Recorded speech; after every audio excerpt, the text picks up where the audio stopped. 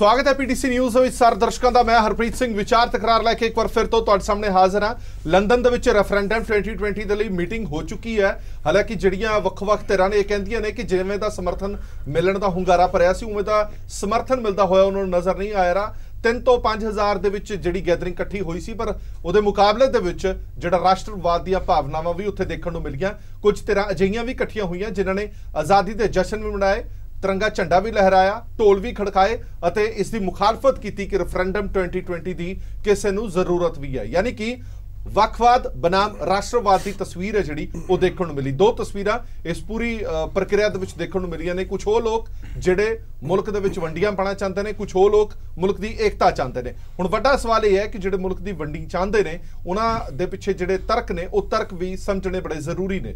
जिहड़े वक्-वक् कहंदे ने कि मत पास किए गए ने, मते पास किए गए ने 4, उन्हां दे विच सब तो वड्डा मता तो उन्हां दा यही रहा कि एक वखरा अपना मुल्क बनना चाहिए, खालिस्तान बनना चाहिए। इस तो इलावा साडी अपनी वखरी बोली है, अपने सभ्यता, अपना विरसा, सानू वखरी पहचान मिलनी चाहिए है। कुछ तरह ये भी कह रही ने कि संविधान दे विच सानू हिंदू मनाया गया, असी सिख एक वखरी कौम आ, साडी निशानदेही सिखां वजों होनी चाहिए है। इस करके असी मंग कर रहे हैं कि साडा मुल्क वखरा होना चाहिए। ये वखरेवें की राजनीति कितों तक जाएगी, इसे तो विचार चर्चा लैके हाजिर हुए हैं। सब तो पहले जान पछाण कराने फिर अगे वधे। हरचरण बैंस साहब साडे नाल मौजूद ने, सीनियर ऑर्गेनाइजर श्रोमणी अकाली दल के। गुरबीर सिंह पट्ठल साहब मौजूद ने, बुलार ने पंजाब कांग्रेस से। विनीत जोशी जी बुलार ने बीजेपी के। साधु सिंह बराड़ साहब सीनियर पत्रकार। निरप्रीत कौर जी सिख बुद्धिजीवी। सारिਆਂ ਦਾ बहुत-बहुत स्वागत है। विनीत जोशी जी स्वागत मैं ਤੁਹਾਡੇ ਤੋਂ ਹੀ ਕਰਾਂਗਾ और सवाल भी ਤੁਹਾਡੇ ਤੋਂ ਹੀ ਕਰਾਂਗਾ कि दो तस्वीरां देखਣ ਨੂੰ ਮਿਲੀਆਂ ਨੇ। ਇੱਕ ਦੇ ਵਿੱਚ ਉਹ ਮੰਗਾਂ ਕੀਤੀਆਂ ਜਾ ਰਹੀਆਂ ਨੇ ਜਿਸ ਦੀ ਆਪਾਂ ਵਾਰ-ਵਾਰ ਗੱਲ ਕਰਦੇ ਹਾਂ कि रेफरेंडम 2020 के तहत एक साजिश रची जा रही है, ISI ਉਹਦੇ ਪਿੱਛੇ है, वो तोड़ना चाहती है मुल्क ਨੂੰ।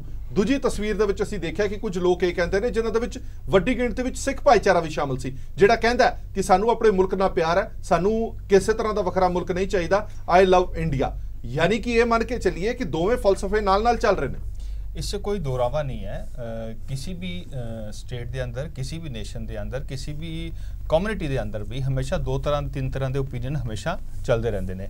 पर एक अच्छी गल ये है कि जिथे सिख फॉर जस्टिस ने उत्थे अपना इकट्ठ करने की कोशिश की, उहदे पैरेलली वो लोग जिहड़े भारत दे नाल खड़े ने, वो लोग जिहड़े भारत शांति चाहते हैं, वो लोग जिहड़े पंजाब शांति चाहते हैं, वो लोग जिहड़े पंजाबी ने, वो लोग जिहड़े सिख ने, इलैक्टेड लीडर ने, वो लोग जिहड़े हैं दूजे पासे रेफरेंडम 2020 के खिलाफ अपना गज बज के अपनी गल पॉजिटिव तरीके रखते हुए दिखे।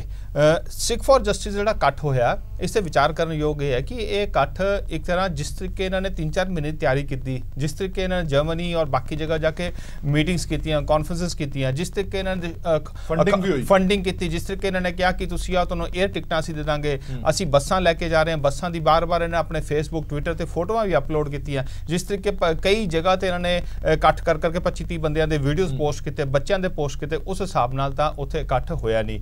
इन्ना ही नहीं है, उत्थे 2 फोटोआं होर ध्यान च आईयां जिहड़ियां कल असीं जब प्रोग्राम चलदा सी तां साडे कोल आ गईयां, शेयर भी कीतियां कि गेट के बाहर जिहड़ा हैगा तुसीं लोकां नूं सिੱਖੀ ਸਰੂਪ दिखाने वास्ते सिर ते पगड़ियां बन के अंदर भेजदे पे सीगे। इन्ना ही नहीं है, उत्थे कुछ अंग्रेज भी दिखे जिहड़े प्ले कार्ड लैके चलते पे सी भीड़ नूं इकट्ठा करने वास्ते, वो भी प्ले कार्ड लैके मतलब भीड़ दे अंदर अंग्रेज भी खड़े किते हुए सी। इन्ना ही नहीं है, उत्थे आज़ाद कश्मीर जिहड़ा पाकिस्तान ऑक्यूपाइड कश्मीर जिहनूं असीं आज़ाद नहीं मनदे पर वो आज़ाद कश्मीर कहंदे ने, उहदा झंडे उत्थे फहराए गए, उन्हां दे उत्थे लोक घुंमदे पे सी। और इन्हां सब तो बाद विचकार जिहड़ी सी जगह इन्हां दी खाली सी। फोटो ये अगले स्टेज वाले पासों दिखांदे पे सी, जिहड़ी पिछले पासों या खब्बे सज्जो फोटो लो तो विच पूरा जिहड़ा एक बहुत बड़ा सर्कल समर्थन नहीं मिल पाया। नहीं, मेरा कहने का भाव यह है पहले तो उन्होंने बंदे इकट्ठे नहीं हुए, और जो उत्थे क्राउड भरना सी उस च कुछ लोगों ने सिक्खी बाणा पवा के धक्के नाल भरन की कोशिश की। उस च बहुत सारे इन्होंने जिहड़े हैं मुसलमानों की भी सपोर्ट लई, उस च बहुत सारे जिहड़े हैगे अंग्रेज़ों की पार्टिसिपेशन सी। जस्ट टू फुल जिहड़ा उन्होंने अलॉटेड एरिया सी, not whole Trafalgar Square, so जिहड़ा अलॉटेड एरिया सी वो भरन दिखाने वास्ते वो भी इन्होंने भरिया गया। कुल मिला के इन्होंने हुंगारा नहीं मिलिया। एक तरह ना सिख फॉर जस्टिस का प्रोग्राम बिल्कुल फ्लॉप और फेल रहा। इशूज़ जिहड़े वो रेस कर रहे हैं वो इशूज़ पंजाब च भी ने, वो इशूज़ रेलेवेंट ने, वो इरेलीवेंट इशूज़ नहीं है, पर इनका ढंग तरीका जिहड़ा हैगा वो सिखा ने, सिख समाज ने ही रिजेक्ट करता है। हाँ जी निरप्रीत जी, मैं थोड़े विचार जरूर जानना चाहना इस पूरे मुद्दे बारे, क्योंकि जिहड़े मुद्दे ने सिख मसले ने वो असीं सब जानू हाँ कि भावें 1984 सिख कतलेआम का मुद्दा है, सिखां दी वखरी पहचान का मुद्दा है, ऑपरेशन ब्लू स्टार का मुद्दा, होर भी बहुत सारे सिख मसले ने, पर सिख मसलिਆਂ ਨੂੰ हल करने का की ये तरीका ठीक जापदा? पहली गल तो मैं ये कहना चाहनी हाँ कि जिहड़ा कहंदे कि भी उत्थे इन्ना वो एटमोसफेयर नहीं सी कि जिन्नी चाहुंदे सी तादाद ते उन्नी नहीं। सब तो पहला तो ये गल है कि उन्होंने फस्ट टाइम किया ਤੇ ਇਹਦੇ ਚ ਨਹੀਂ ਹੈ ਕਿ ਜਦੋਂ ਸਟਾਰਟਿੰਗ ਹੁੰਦੀ ਉਦੋਂ ਥੋੜੇ ਹੁੰਦੇ ਨੇ। ਜਦੋਂ ਬੀਜੇਪੀ ਬਣੀ ਹੈ ਪਹਿਲਾਂ ਕਿੰਨੇ ਕਹੇ ਸੀ, 70 ਸਾਲ ਬਾਅਦ ਹੀ ਆਈ ਹੈ। 70 ਸਾਲ ਇਹਨਾਂ ਨੇ ਵੀ ਜੰਗ ਲੜੀ ਹੈ, ਸਟਰਗਲ ਕਰਕੇ ਉਸ ਤੋਂ ਬਾਅਦ ਆਏ ਨੇ। ਦੂਸਰੀ ਗੱਲ ਹੈ ਤੁਸੀਂ ਰੈਫਰੈਂਡਮ ਕਰ ਰਹੇ ਹੋ, ਆਪਣੇ ਅੰਦਰ ਝਾਂਤੀ ਮਾਰ ਕੇ ਦੇਖੋ ਕਿ ਰੈਫਰੈਂਡਮ ਦੀ ਜ਼ਰੂਰਤ ਕਿਉਂ ਪਈ, ਕੀ ਕੀਤਾ ਤੁਸੀਂ ਸਿੱਖਾਂ ਦੇ ਨਾਲ, ਕਿਉਂ ਸਿੱਖ ਜਿਹੜੇ ਬਾਹਰ ਸਿੱਖ ਬੈਠੇ ਨੇ ਉਹ ਕਿਤੇ ਦੂਰੋਂ ਨਹੀਂ ਆਏ, ਉਹ ਐਸੇ ਮੁਲਕ ਚੋਂ ਗਏ ਨੇ, ਉਹਨਾਂ ਨਾਲ ਕੀ ਕੀਤਾ ਤੁਸੀਂ, ਉਹ ਇੱਥੋਂ ਜਿਹੜੇ ਗਏ ਨੇ ਘਰਾਂ ਦੇ ਘਰ ਤੁਸੀਂ ਖਾਲੀ ਕਰਤੇ। 84 ਚ ਤੁਸੀਂ ਕੀ ਕੀਤਾ, ਉਸ ਤੋਂ ਪਹਿਲਾਂ ਕੀ ਕੀਤਾ? ਮੈਂ ਇਹ ਕਹਿਣਾ ਚਾਹਣਾ, ਮੈਂ ਕਹਿਣ ਦਾ ਮਤਲਬ ਇਹ ਹੈ, ਮੈਂ ਤਾਂ ਪਹਿਲਾਂ ਹੀ ਕਿਹਾ ਸੀਗਾ ਕਿ ਮੰਗ ਤੇ ਮੁੱਦੇ ਤੇ ਮਸਲੇ ਇਹ ਸਾਰਿਆਂ ਨਾਲ ਸਾਰੇ ਹੀ ਸਹਿਮਤ ਨੇ ਕਿ ਇਹ ਸਾਰੀਆਂ ਚੀਜ਼ਾਂ ਠੀਕ ਨੇ, ਪਰ ਗੱਲ ਇਹ ਹੈ ਕਿ ਜਿਹੜੀ ਜਿਸ ਤਰੀਕੇ ਦੇ ਨਾਲ ਮੰਗ ਕੀਤੀ ਜਾ ਰਹੀ ਹੈ ਰੈਫਰੈਂਡਮ ਦੀ, ਇੱਕ ਵੱਖਰੇ ਮੁਲਕ ਦੀ ਮੰਗ ਕੀਤੀ ਜਾ ਰਹੀ ਹੈ, ਕੀ ਤੁਹਾਨੂੰ ਲੱਗਦਾ ਹੈ ਕਿ ਉਸ ਮੰਗ ਦੇ ਨਾਲ ਇਹ ਮੁੱਦੇ ਹੱਲ ਹੋ ਜਾਣਗੇ? ਦੇਖੋ ਮੁਲਕ ਦੀ ਗੱਲ ਕਰ ਰਹੇ, ਆਪਣਾ ਘਰ ਕਿਹਨੂੰ ਨਹੀਂ ਚੰਗਾ ਲੱਗਦਾ। ਜਿਹੜੀ ਗਲਤੀ ਮੈਂ ਆਪਣੀ ਗੱਲ ਕਰ ਰਹੀ, ਮੈਂ ਆਪਣੇ ਵਿਊਜ਼ ਦੇ ਰਹੀ ਹਾਂ, ਜਿਹੜੀ ਗਲਤੀ ਸਾਡੇ ਵੱਡੇ ਵਡੇਰਿਆਂ ਨੇ ਕੀਤੀ ਆ ਉਹ ਅਸੀਂ ਨਹੀਂ ਦੁਹਰਾਉਣਾ ਚਾਹੁੰਦੇ, ਕਿਉਂਕਿ ਮੈਂ ਦੋਨੋਂ ਹੀ ਮੈਂ ਦੋਨੋਂ ਪਾਸੇ ਪੀੜਤ ਹਾਂ, ਪੰਜਾਬ ਤੋਂ ਵੀ ਪੀੜਤ ਹਾਂ ਔਰ ਮੈਂ ਦਿੱਲੀ ਤੋਂ ਵੀ ਪੀੜਤ ਹਾਂ। ਔਰ ਤੁਹਾਨੂੰ ਸਾਰਿਆਂ ਨੂੰ ਪਤਾ ਹੈ ਕਿ ਵੀ ਮੇਰੇ ਫਾਦਰ ਸਾਹਿਬ ਨੂੰ ਕਿੱਦਾਂ ਬੇਰਹਿਮੀ ਨਾਲ ਮਾਰਿਆ ਸੀ, ਔਰ ਉਸ ਵਕਤ ਮੇਰੀ ਉਮਰ 16 ਸਾਲ ਸੀ। ਅੱਜ ਮੈਂ ਕੀ ਹਾਂ, ਮੈਂ ਤੇ ਪੀੜਤ ਹੋਈ ਹਾਂ, ਗਾਂ ਮੇਰੇ ਬੱਚੇ ਵੀ ਪੀੜਤ ਹੋ ਗਏ ਨੇ। ਠੀਕ ਹੈ ਤੁਹਾਡੀ ਗੱਲ। ਮਸਲੇ ਮੇਰੇ ਕਹਿਣ ਦਾ ਭਾਵ ਇਹ ਹੈ ਕਿ ਮਸਲੇ ਤਾਂ ਹੈਗੇ ਨੇ, ਇਹ ਸਭ ਨੂੰ ਪਤਾ ਹੈ, ਪਰ ਉਹਨਾਂ ਮਸਲਿਆਂ ਦੀ ਆੜ ਦੇ ਵਿੱਚ ਜੇ ਕੋਈ ਹੋਰ ਏਜੰਸੀ ਦਾ ਲਾਹਾ ਚੁੱਕਣਾ ਚਾਹੁੰਦੀ ਹੈ, ਕਿਉਂਕਿ ਇਸ ਦੇ ਵਿੱਚ ਬੜੇ ਸਾਰੇ ਤੱਥ ਤੇ ਸਬੂਤ ਪੇਸ਼ ਹੋ ਚੁੱਕੇ ਨੇ ਕਿ ਇਸ ਰੈਫਰੈਂਡਮ ਦੇ ਪਿੱਛੇ ਐਕਸਪ੍ਰੈਸ ਨਾਮ ਦਾ ਇੱਕ ਯੋਜਨਾਬੱਧ ਤਰੀਕੇ ਦੇ ਨਾਲ ISI ਪ੍ਰੋਗਰਾਮ ਚਲਾ ਰਹੀ ਹੈ, ਔਰ ਉਹ ਚਾਹੁੰਦੀ ਹੈ ਕਿ ਰੈਫਰੈਂਡਮ 2020 ਦੇ ਨਾਂ ਹੇਠ ਸਿੱਖਾਂ ਦੀਆਂ ਭਾਵਨਾਵਾਂ ਨਾਲ ਖੇਡਿਆ ਜਾਵੇ, ਮੁਲਕ ਦੇ ਟੁਕੜੇ ਕੀਤੇ ਜਾਣ, ਹਿੰਸਾ ਫੈਲਾਈ ਜਾਵੇ ਪੰਜਾਬ ਦੇ ਵਿੱਚ ਤੇ ਉਸ ਨੂੰ ਹਿੱਸਿਆਂ ਦੇ ਵਿੱਚ ਵੰਡ ਦਿੱਤਾ ਜਾਵੇ। ਔਰ ਸਭ ਤੋਂ ਵੱਡੀ ਜ਼ਿੰਮੇਵਾਰੀ ਪੱਠਲ ਸਾਹਿਬ ਤੁਹਾਡੀ ਵੀ ਹੈਗੀ ਹੈ, ਕਿਉਂਕਿ ਸੂਬਾ ਸਰਕਾਰ ਤੁਹਾਡੀ ਹੈਗੀ ਹੈ। ਅਜਿਹੀਆਂ ਚੀਜ਼ਾਂ ਇੱਕ ਵਾਰ ਨਹੀਂ ਕਈ ਵਾਰ ਸਾਹਮਣੇ ਆਈਆਂ ਨੇ, ਪਰ ਹੋਇਆ ਕੁਝ ਨਹੀਂ।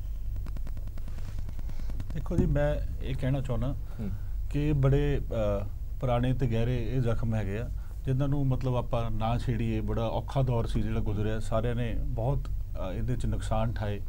ਤੇ ਜੇ ਹੁਣ ਆਪਾਂ ਅੱਜ ਇਹ ਗੱਲ ਕਰਦੇ ਹੈਗੇ ਕਿ ਪੰਜਾਬ ਇੱਕ ਵੱਖਰਾ ਹੋਣਾ ਚਾਹੀਦਾ ਹੈ, ਮੈਨੂੰ ਨਹੀਂ ਲੱਗਦਾ ਕਿ ਸਿੱਖ ਜਿਹੜੇ ਸਾਡੇ ਜਿੰਨੀ ਕਮਿਊਨਿਟੀ ਬਾਹਰ ਆ ਜਾਂ ਇੱਥੇ ਵੀ ਇਹਨੂੰ ਕੋਈ ਜਿੰਨੇ ਅੱਜ ਕੱਲ੍ਹ ਪੜ੍ਹੇ ਲਿਖੇ ਸਾਡੇ ਨੌਜਵਾਨ ਹੈ ਜਾਂ ਜਿੰਨੇ ਵੀ ਹੈ ਕਿ ਇਸ ਨੂੰ ਕੋਈ ਇਹ ਕਹਿੰਦੇ ਨੇ ਕਿ ਸਾਨੂੰ ਇੱਕ ਵੱਖਰਾ ਸਟੇਟ ਚਾਹੀਦੀ ਹੈ।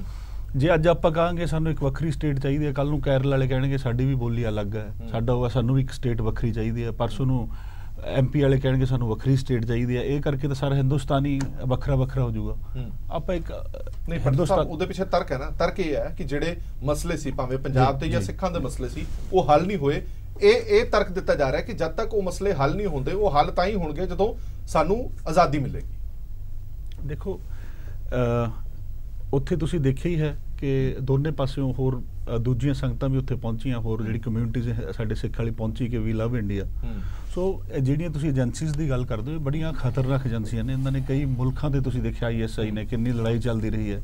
ਸੋ ਦੇ ਆਰ ਵੈਰੀ ਕਲੈਵਰ ਤੇ ਇੰਨੇ ਕਿ ਉਹ ਤੇਜ਼ ਨੇ ਕਿ ਕਦੇ ਵੀ ਉਹ ਮੌਕੇ ਦਾ ਫਾਇਦਾ ਉਠਾ ਕੇ ਕਿਸੇ ਵੀ ਸਟੇਟ ਕਿਸੇ ਵੀ ਦੇਸ਼ ਨੂੰ ਮਿੰਟਾਂ 'ਚ ਉਹ ਲੀਰੋ ਲੀਰ ਕਰ ਦਿੰਦੇ ਨੇ। ਸੋ ਇਹ ਤਾਂ ਹੁਣ ਸਬੂਤ ਵੀ ਤੁਹਾਡੇ ਅੱਗੇ ਆ ਗਏ ਹੈਗੇ ਨੇ ਕਿ ਏਜੰਸੀਆਂ ਚਾਹੁੰਦੀਆਂ ਨੇ ਔਰ ਇਹ ਪ੍ਰੋਗਰਾਮ ਨੂੰ ਕਰਵਾ ਰਹੀਆਂ ਨੇ ਤਾਂ ਕਿ ਸਿੱਖ ਇੱਕ ਦਲੇਰ ਕਮਿਊਨਿਟੀ ਹੈ। ਸ਼ੁਰੂ ਤੋਂ ਜੇ ਤੁਸੀਂ ਦੇਖੋ ਮਹਾਰਾਜਾ ਰਣਜੀਤ ਸਿੰਘ ਜੀ ਦੇ ਟਾਈਮ ਤੋਂ, ਤੇ ਜੇ ਕੋਈ ਬਾਹਰੋਂ ਇੱਥੇ ਹਮਲਾ ਕਰਦਾ ਤੇ ਸਿੱਖ ਹੀ ਉਹਨਾਂ ਨੂੰ ਰੋਕਦੇ ਸੀ। ਸੋ ਉਹਨਾਂ ਨੂੰ ਪਤਾ ਹੈ ਕਿ ਇਹ ਧਾਰਮਿਕ ਲੋਕ ਨੇ, ਇਹ ਧਾਰਮਿਕ ਲੋਕ ਨੇ, ਇਹ ਤਕੜੇ ਲੋਕ ਨੇ, ਇਹ ਹਿੰਦੁਸਤਾਨ ਦਾ ਸਭ ਤੋਂ ਸਟਰੋਂਗ ਹਿੱਸਾ ਨੇ। ਸੋ ਜੇ ਤੁਸੀਂ ਆਰਮੀ 'ਚ ਵੀ ਦੇਖੋ ਤਾਂ ਸਿੱਖ ਰੈਜੀਮੈਂਟ ਨੂੰ ਸਭ ਤੋਂ ਅੱਗੇ ਭੇਜਿਆ ਜਾਂਦਾ ਹੈ। ਸੋ ਉਹਨਾਂ ਨੂੰ ਹੀ ਉਹ ਕਹਿੰਦੇ ਹਿੰਦੁਸਤਾਨ ਤੋਂ ਅੱਡ ਕਰ ਦਿਓ ਤਾਂ ਹਿੰਦੁਸਤਾਨ ਦੀ ਬਹੁਤ ਵੱਡੀ ਪਾਵਰ ਜਿਹੜੀ ਉਹ ਅੱਡ ਹੋ ਜਾਊਗੀ। ਬੈਂਸ ਸਾਹਿਬ, ਇਸ ਗੱਲ ਦੇ ਵਿੱਚ ਕੋਈ ਦੁਰਾਏ ਨਹੀਂ ਹੈ ਕਿ ਬੜੇ ਸਾਰੇ ਮਸਲੇ ਅਜਿਹੇ ਨੇ ਜਿਹੜੇ ਹੱਲ ਨਹੀਂ ਹੋ ਸਕੇ, ਪਰ ਕੀ ਇਹ ਤਰੀਕਾ ਠੀਕ ਹੈ ਮਸਲੇ ਹੱਲ ਕਰਾਉਣ ਦੇ ਲਈ? ਕੋਈ ਇੱਕ ਮੈਡੀਕਲ ਟਰਮੀਨੋਲੋਜੀ 'ਚ ਗੱਲ ਕਰੀਏ, ਬਿਮਾਰੀ ਦੀ ਗੱਲ ਕਰੀਏ ਜੇ, ਤੇ ਦੋ ਗੱਲਾਂ ਹੁੰਦੀਆਂ ਨੇ। ਇੱਕ ਡਾਇਗਨੋਸਿਸ ਹੁੰਦਾ, ਦੂਸਰੀ ਪ੍ਰੈਸਕ੍ਰਿਪਸ਼ਨ ਹੁੰਦੀ ਹੈ। ਡਾਇਗਨੋਸਿਸ ਦਾ ਕਿ ਕੀ ਬਿਮਾਰੀ ਕੀ ਹੈ ਜੀ, ਕਿਹੜੀ ਲੈਟ ਅਸ ਸੇ ਕਿ ਲਿਵਰ ਦੀ ਪ੍ਰੋਬਲਮ ਹੈ ਤੇ ਉਹਦੇ ਵਾਸਤੇ ਕਿਹੜੀ ਦਵਾਈ ਚਾਹੀਦੀ ਹੈ। ਪ੍ਰੈਸਕ੍ਰਿਪਸ਼ਨ ਹੁੰਦੀ ਹੈ ਵੀ ਕੀ ਦਵਾਈ ਚਾਹੀਦੀ ਹੈ। ਇਹਦੇ ਵਿੱਚ ਡਾਇਗਨੋਸਿਸ ਤਾਂ ਠੀਕ ਹੈ ਕਿ ਪ੍ਰੋਬਲਮਸ ਹੈਗੀਆਂ ਨੇ, ਇਹ ਨਹੀਂ ਕੋਈ ਵੀ ਬੰਦਾ ਇਹ ਕਹਿ ਸਕਦਾ ਕਿ ਇਸ਼ੂ ਨਹੀਂ ਗਏ। ਉਹ ਤੁਸੀਂ ਵੀ ਕਹਿ ਰਹੇ ਹੋ, ਬੀਬੀ ਜੀ ਵੀ ਕਹਿ ਰਹੇ ਨੇ, ਜੋਸ਼ੀ ਸਾਹਿਬ ਵੀ ਕਹਿ ਰਹੇ ਨੇ, ਜੋਸ਼ੀ ਸਾਹਿਬ ਨੇ ਵੀ ਕਿਹਾ ਕਿ ਮਸਲੇ ਤਾਂ ਹੈਗੇ ਨੇ। ਹਾਂਜੀ ਹਾਂਜੀ। ਲੇਕਿਨ ਉਹਨਾਂ ਨੂੰ ਹੱਲ ਕਰਨ ਦੇ ਲਈ ਪ੍ਰੈਸਕ੍ਰਿਪਸ਼ਨ ਦਵਾਈ ਕਿਹੜੀ ਚਾਹੀਦੀ ਹੈ। ਜਿੱਥੇ ਤੁਹਾਨੂੰ ਮੈਡੀਕੇਸ਼ਨ ਚਾਹੀਦੀ ਹੈ ਉੱਥੇ ਤੁਸੀਂ ਸਰਜਰੀ ਅਪਲਾਈ ਕਰੋਗੇ, ਯਾਨੀ ਕਿ ਤੁਹਾਡੀ ਬਾਂਹ ਦਵਾਈ ਲੈ ਕੇ ਠੀਕ ਹੋ ਸਕਦੀ ਹੈ, ਤੁਸੀਂ ਬਾਂਹ ਨੂੰ ਕੱਟਣ ਨੂੰ ਤੁਰੇ ਫਿਰਦੇ ਹੋ। ਯਾਨੀ ਇਹ ਇੱਕ ਅਪਰੋਚ ਦੀ ਗੱਲ ਹੈ। ਸੈਕੰਡਲੀ ਮੰਨ ਵੀ ਲੈਂਦੇ ਆਪਾਂ 1 ਸੈਕਿੰਡ ਦੇ ਲਈ, ਆਪਾਂ ਪ੍ਰੀਜ਼ਿਊਮ ਕਰ ਲੈਂਦੇ ਆ ਕਿ ਤੁਸੀਂ ਇੱਕ ਇਹਨਾਂ ਦਾ ਐਕਸਟ੍ਰੀਮ ਤੇ ਜਾਂਦੇ ਆਪਾਂ ਕਿ ਆਪਾਂ ਇਹਨਾਂ ਦੀ ਡਿਮਾਂਡ ਕੰਸੀਡ ਕਰਤੀ। ਇੱਕ ਮੰਨ ਲਓ ਇੱਕ ਇਲਾਕਾ ਆਪਾਂ ਇਦਾਂ ਦਾ ਬਣਾਤਾ। ਪਹਿਲੀ ਗੱਲ ਤਾਂ ਜਿਹੜੇ ਮਸਲਿਆਂ ਬਾਰੇ ਇਹ ਇਸ਼ੂ ਦੇ ਉੱਤੇ ਬੇਸ ਗੱਲ ਕਰ ਰਹੇ ਨੇ ਕਿ ਉਹ ਹੱਲ ਹੋਣਗੇ। ਕੀ ਜਗਦੀਸ਼ ਟਾਈਟਲਰ ਨੂੰ ਖਾਲਿਸਤਾਨ ਖੁਦਾ ਦੇ ਸਕੂਗਾ ਜਾਂ ਕੋਈ ਹੋਰ ਇਸ ਤਰ੍ਹਾਂ ਦੇ ਮਸਲੇ ਹੱਲ ਹੋ ਜਾਣਗੇ? ਸੈਕੰਡਲੀ ਕੀ ਇਹ ਵਾਇਬਲ ਵੀ ਹੈ, ਜਿਓਗ੍ਰਾਫਿਕਲੀ ਵਾਇਬਲ ਵੀ ਹੈ? ਥਰਡਲੀ ਸਿੱਖ ਕੌਮ ਦਾ ਹਰ ਇੱਕ ਇਨਸਪੀਰੇਸ਼ਨ ਜਿਹੜਾ ਗੁਰਬਾਣੀ ਚੋਂ ਨਿਕਲਦਾ ਹੈ। ਗੁਰੂ ਸਾਹਿਬਾਨ ਨੇ, ਜੇ ਮੈਂ ਠੀਕ ਜਿੰਨਾ ਮੈਂ ਜਾਣਦਾ ਹਾਂ, ਹਿੰਦੁਸਤਾਨ ਜਿਹੜਾ ਵਰਡ ਹੈ ਸਭ ਤੋਂ ਪਹਿਲਾਂ ਗੁਰਬਾਣੀ ਵਿੱਚ ਯੂਜ਼ ਹੋਇਆ ਲਿਖਤੀ ਤੌਰ ਤੇ। ਜਦੋਂ ਗੁਰੂ ਨਾਨਕ ਸਾਹਿਬ ਨੇ ਬਾਬਰ ਬਾਣੀ ਦੇ ਵਿੱਚ ਗੱਲ ਕੀਤੀ ਹੈ ਹਿੰਦੁਸਤਾਨ ਰਾਜ ਦੀ, ਜਦੋਂ ਗੱਲ ਕੀਤੀ ਉਹਨਾਂ ਨੇ, ਔਰ ਜਦੋਂ ਉਹਨਾਂ ਨੇ ਹਿੰਦੁਸਤਾਨ ਨੂੰ ਵਾਰਨਿੰਗ, ਆਪਣੇ ਦੇਸ਼ ਨੂੰ ਵਾਰਨਿੰਗ ਦਿੱਤੀ ਉਹਨਾਂ ਨੇ ਕਿ ਕਾਇਆ ਕੱਪੜ ਟੁਕ ਟੁਕ ਹੋਸੀ ਹਿੰਦੁਸਤਾਨ ਸਮਾਲਸੀ ਬੋਲਾ, ਯਾਨੀ ਕਿ ਗੁਰੂ ਨਾਨਕ ਸਾਹਿਬ ਦੇ ਦਿਲ ਦੇ ਵਿੱਚ ਤਾਂ ਦਰਦ ਉੱਠ ਰਿਹਾ, ਤਾਂ ਹਿੰਦੁਸਤਾਨ ਦਾ ਉੱਠ ਰਿਹਾ। ਔਰ ਅਸੀਂ ਉਹਨਾਂ ਦੇ ਪੈਰੋਕਾਰ ਹਾਂ। ਸਾਡੇ ਸਿਰਫ ਹਿੰਦੂ ਭਰਾਵਾਂ ਨਾਲ ਹੀ ਨਹੀਂ, ਸਾਡੇ ਆਪਸ ਵਿੱਚ ਵੀ ਬਹੁਤ ਮਸਲੇ ਖੜੇ ਹੋ ਜਾਂਦੇ ਆ ਔਰ ਸਾਡੀ ਕਮਿਊਨਿਟੀ ਦੇ ਅੰਦਰ ਵੀ ਮਸਲੇ ਬਹੁਤ ਨੇ। ਬਿਲਕੁਲ ਠੀਕ। ਔਰ ਕੀ ਉਹਨਾਂ ਨੂੰ ਹੱਲ ਕਰਨ ਲਈ ਅੱਜ ਤੁਸੀਂ ਖਾਲਿਸਤਾਨ ਬਣਾਉਂਦੇ ਹੋ ਕਿ ਹਿੰਦੂਆਂ ਨਾਲੋਂ ਅਲੱਗ ਹੋਣ ਲਈ, ਕੱਲ ਨੂੰ ਫਿਰ ਤੁਸੀਂ ਜੱਟਿਸਤਾਨ ਬਣਾਓਗੇ ਭਾਪਿਆਂ ਨਾਲੋਂ ਅਲੱਗ ਹੋਣੇ ਵਾਸਤੇ, ਤੇ ਜਾਂ ਹੋਰ ਇਸ ਤਰ੍ਹਾਂ ਦੇ ਹੋਰ ਜਿਹੜੇ ਸ਼ਬਦ ਤੁਸੀਂ ਯੂਜ਼ ਕਰਨੇ ਕਰ ਲਓ। ਤਾਂ ਕੀ ਇਹ ਇਦਾਂ ਦੀ ਗੱਲਾਂ, ਐਕਸਟ੍ਰੀਮ ਜਿਹੜੇ ਸੋਲੂਸ਼ਨਸ ਹੁੰਦੇ ਨੇ, ਪ੍ਰੈਸਕ੍ਰਿਪਸ਼ਨ ਹੀ ਤੁਹਾਡੀ ਗਲਤ ਹੈ, ਡਾਇਗਨੋਸਿਸ ਤੁਸੀਂ ਯੂਜ਼ ਕਰ ਰਹੇ ਹੋ ਸਿਰਫ ਬਾਂਹ ਵੱਢਣ ਵਾਸਤੇ। ਜਿਹੜੀ ਚੀਜ਼ ਨੂੰ ਸਾਰੇ ਮੰਨਦੇ ਨੇ ਕਿ ਇੱਥੇ ਬਿਮਾਰੀ ਹੈ, ਠੀਕ ਹੋਣੀ ਚਾਹੀਦੀ ਹੈ। ਅੱਛਾ, ਤੁਹਾਨੂੰ ਲੱਗਦਾ ਹੈ ਕਿ ਪ੍ਰੈਸਕ੍ਰਿਪਸ਼ਨ ਗਲਤ ਹੈ ਜਾਂ ਇਹਦੇ ਪਿੱਛੇ ਕੋਈ ਸਾਜ਼ਿਸ਼ ਵੀ ਹੈ, ਕਨਸਪੀਰੇਸੀ ਵੀ? ਮੈਂ ਤੁਹਾਨੂੰ ਬੇਨਤੀ ਕਰਾਂ ਕਿ ਮੈਂ ਅਕਸਰ ਪਾਕਿਸਤਾਨ ਦੇ ਪ੍ਰੋਗਰਾਮ ਬਹੁਤ ਧਿਆਨ ਨਾਲ ਸੁਣਦਾ ਔਰ ਮੈਂ ਉਹਨਾਂ ਦਾ ਕਈਆਂ ਗੱਲਾਂ ਦੇ ਉੱਤੇ ਕਾਇਲ ਵੀ ਹਾਂ, ਬੜੇ ਉਹਨਾਂ ਦੀ ਕੋਈ ਗੱਲਾਂ ਸਿੱਖਣੇ ਵਾਲੀਆਂ ਵੀ ਨੇ। ਲੇਕਿਨ ਇੱਕ ਗੱਲ ਜਿਹੜੀ ਮੈਨੂੰ ਉਹਨਾਂ ਦੀ ਹਰ ਵਾਰੀ ਮੈਨੂੰ, ਤੁਸੀਂ ਕਦੇ ਮੇਰੇ ਨਾਲ ਬੈਠ ਕੇ ਦੇਖ ਲਓ, ਮੈਂ ਕਿਸੇ ਦਿਨ ਵੀ ਐਨੀ ਚੋਜ਼ਨ ਡੇ ਮੈਂ ਉਹਨਾਂ ਦੇ ਟੈਲੀਵਿਜ਼ਨ ਤੇ ਤੁਹਾਨੂੰ ਪ੍ਰੋਗਰਾਮ ਦਿਖਾ ਦਾਂਗਾ। ਉਹਨਾਂ ਦੇ ਜਿਹੜੇ ਆਰਮੀ ਦੇ ਜਨਰਲਸ, ਐਕਸ ਜਨਰਲਸ ਆਉਂਦੇ ਨੇ ਟੀਵੀ ਉੱਤੇ, ਉਹ ਸਾਰੇ ਦੇ ਸਾਰੇ ਇਹ ਗੱਲ ਕਹਿੰਦੇ ਨੇ ਕਿ ਜਾਇਜ਼ ਆ ਸਿੱਖਾਂ ਨੂੰ ਯੂਜ਼ ਕਰਨਾ ਹਿੰਦੁਸਤਾਨ ਤੋੜਨ ਵਾਸਤੇ, ਯਾਨੀ ਕਿ ਉਹ ਤਾਂ ਆਪਣੇ ਵਾਸਤੇ ਯੂਜ਼ ਕਰਨਾ ਚਾਹੁੰਦੇ ਨੇ ਸਾਨੂੰ, ਤੇ ਫਿਰ ਆਪਾਂ ਕੀ ਉਹਨਾਂ ਦੀ ਗੇਮ ਖੇਡਣੀ ਆ? ਤਾਂ ਅੱਜ ਸਾਡਾ ਸਾਰਾ ਇਤਿਹਾਸ ਜਿਹੜਾ ਹੈ ਉਹ ਸਾਨੂੰ ਇਹ ਸਿਖਾਉਂਦਾ ਹੈ ਕਿ ਮਸਲੇ ਹਰੇਕ ਥਾਂ ਦੇ ਸਮਾਜ ਦੇ ਵਿੱਚ ਹੁੰਦੇ ਨੇ। ਗੁਰੂ ਸਾਹਿਬਾਨ ਨੇ ਕੀ ਕੀਤਾ ਸੀ? ਕਿਹੜੇ ਗੁਰੂ ਸਾਹਿਬਾਨ ਨੇ ਜਿਓਗ੍ਰਾਫੀਕਲ ਐਂਟੀਟੀ ਦੀ ਗੱਲ ਕੀਤੀ ਹੈ? ਗੁਰੂ ਗੋਬਿੰਦ ਸਿੰਘ ਮਹਾਰਾਜ ਨੇ ਵੱਖਰੇਪਨ ਦੀ ਗੱਲ ਕੀਤੀ ਹੈ, ਵੱਖਵਾਦ ਦੀ ਗੱਲ ਕੀਤੀ। ਚਲੋ ਆਪਾਂ ਨੈਕਸਟ ਸੈਗਮੈਂਟ ਦੇ ਵਿੱਚ ਚਰਚਾ ਜ਼ਰੂਰ ਕਰਾਂਗੇ। ਬਰਾੜ ਸਾਹਿਬ ਹੁਣ ਇਹ ਸਾਰੀ ਚੀਜ਼ਾਂ ਤੁਸੀਂ ਵੇਖਿਆ ਨੇ, ਇਹ ਜਿਹੜੀ ਮੀਟਿੰਗ ਹੋਣੀ ਸੀ ਇਸ ਤੋਂ ਪਹਿਲਾਂ ਵੀ ਆਪਾਂ ਚਰਚਾ ਕਰਦੇ ਰਹੇ ਸੀਗੇ ਕਿ ਇਹ ਮੀਟਿੰਗ ਨਾ ਹੋਣ ਦੇ ਲਈ ਭਾਰਤ ਸਰਕਾਰ ਨੇ ਪੂਰਾ ਜ਼ੋਰ ਵੀ ਲਾਇਆ, ਪਰ ਫਿਰ ਵੀ ਉਹ ਰੁਕਵਾ ਨਹੀਂ ਸਕੇ ਇਸ ਗੱਲ ਨੂੰ। ਉਹ ਇੱਕ ਜਿੱਤ ਵਜੋਂ ਦੇਖਦੇ ਰਹੇ ਜਿਨ੍ਹਾਂ ਨੇ ਰੈਫਰੈਂਡਮ 2020 ਦੀ ਮੰਗ ਕੀਤੀ ਸੀ। ਪਰ ਵੱਡੀ ਗੱਲ ਇਹ ਹੈ ਕਿ ਜੇ ਪ੍ਰਭਾਵਸ਼ਾਲੀ ਇਕੱਠ ਹੁੰਦਾ ਉੱਥੇ ਤਾਂ ਉਹਦਾ ਅਸਰ ਸ਼ਾਇਦ ਕਿਤੇ ਨਾ ਕਿਤੇ ਦਿਖਦਾ। ਇਹ ਤੁਹਾਨੂੰ ਲੱਗਦਾ ਹੈ ਕਿ ਇਹ ਕੱਚੇ ਪੱਕੇ ਦੇ ਵਿੱਚ ਹੀ ਇਹ ਸਭ ਕੁਝ ਕੀਤਾ ਜਾ ਰਿਹਾ? ਹਰਪ੍ਰੀਤ ਜੀ, ਇਹਦੇ 'ਚ ਇਹ ਮਸਲਾ ਜਿਹੜਾ ਨਾ, ਇਹਨੂੰ ਸਾਨੂੰ ਬੜੇ ਲਾਈਟਲੀ ਨਹੀਂ ਲੈਣਾ ਚਾਹੀਦਾ। ਇਹ ਭਾਵੇਂ ਇਕੱਠ ਉੱਥੇ ਘੱਟ ਹੋਇਆ ਜਾਂ ਕੁਛ ਹੋਇਆ, ਇਹ ਮੇਰੀ ਆਪਣੀ ਸੋਚ ਹੈ। ਮੈਂ ਪਿੱਛੇ 1984 ਦੇ ਵੀ ਵੇਖਿਆ ਤਾਂ ਸਾਰਾ ਕੁਝ ਵੇਖਿਆ ਜੀ। ਇਹਦੇ ਪਿੱਛੇ ਬੜੀ ਡੂੰਘੀ ਵੱਡੀ ਸਾਜ਼ਿਸ਼ ਹੈ। ਉਦੋਂ ਵੀ ਜਦੋਂ ਖਾਲਿਸਤਾਨ ਦੇ ਮੁੱਦੇ ਉੱਠੇ, ਕੁਛ ਕੀਤਾ, ਉਦੋਂ ਵੀ ਸਿੱਖਾਂ ਨੂੰ ਨੁਕਸਾਨ ਪਹੁੰਚਾਉਣ ਵਾਲੀ ਗੱਲ ਸੀ ਤੇ ਨੁਕਸਾਨ ਪਹੁੰਚਾਇਆ ਵੀ ਗਿਆ। ਹੁਣ ਇਹ ਪੰਜਾਬ ਖਾਸ ਕਰਕੇ ਸਿੱਖਾਂ ਨੂੰ ਚੌਕਸ ਹੋਣਾ ਚਾਹੀਦਾ ਹੈ। ਇਹਦੇ ਪਿੱਛੇ ਬੜੀ ਏਜੰਸੀਆਂ ਦੀ ਸਾਜ਼ਿਸ਼ ਹੈ ਡੂੰਘੀ, ਮੇਰੀ ਆਪਣੀ ਸੋਚ ਆ। ਮੈਂ ਕਿਉਂਕਿ ਪਿਛਲੇ 30-35 ਸਾਲਾਂ ਤੋਂ 40 ਸਾਲਾਂ ਤੋਂ ਪੱਤਰਕਾਰੀ ਦੇ ਵਿੱਚ ਆ ਤੇ ਮੈਂ ਵੇਖਦਾ ਆਇਆ ਵੀ ਕਿਵੇਂ ਹੁੰਦਾ, ਔਰ ਇਸ ਕਰਕੇ ਇਸ ਨੂੰ ਇੱਕ ਤਾਂ ਹਵਾ ਵੀ ਨਹੀਂ ਦੇਣੀ ਚਾਹੀਦੀ, ਲੋੜ ਹੀ ਨਹੀਂ ਸੀ ਇਸ ਨੂੰ। 250-2.5 ਬੰਦਾ ਉੱਥੇ ਇਕੱਠਾ ਹੁੰਦਾ ਕਿਸੇ ਮੁਲਕ 'ਚ। ਜੇ ਉਹਨਾਂ ਨੇ ਖਾਲਿਸਤਾਨ ਲੈਣਾ ਤਾਂ ਇੰਗਲੈਂਡ 'ਚ ਲੈ ਲੈਣਾ, ਉੱਥੇ ਬੜੀ ਖੁਸ਼ੀ ਨਾਲ ਲੈ ਲੈਣ। ਸਾਡੇ ਵੀ ਕੁਝ ਬੰਦੇ ਉੱਥੇ ਚਲੇ ਜਾਣਗੇ, ਵਸ ਜਾਣਗੇ ਜਾ ਕੇ। ਜੇ ਕੈਨੇਡਾ ਵਾਲਿਆਂ ਨੇ ਲੈਣਾ ਉੱਥੇ ਲੈ ਲੈਣ, ਅਮਰੀਕਾ ਵਾਲਿਆਂ ਨੇ ਲੈਣਾ ਉੱਥੇ ਲੈ ਲੈਣ, ਸਾਨੂੰ ਕੋਈ ਇਤਰਾਜ਼ ਨਹੀਂ। ਲੇਕਿਨ ਇੱਥੋਂ ਦੇ ਜਿਹੜੇ ਹਿੰਦੁਸਤਾਨ 'ਚ ਸਿੱਖ ਵਸਦੇ ਆ ਨਾ, ਉਹ ਕੋਈ ਖਾਲਿਸਤਾਨ ਨਹੀਂ ਚਾਹੁੰਦਾ।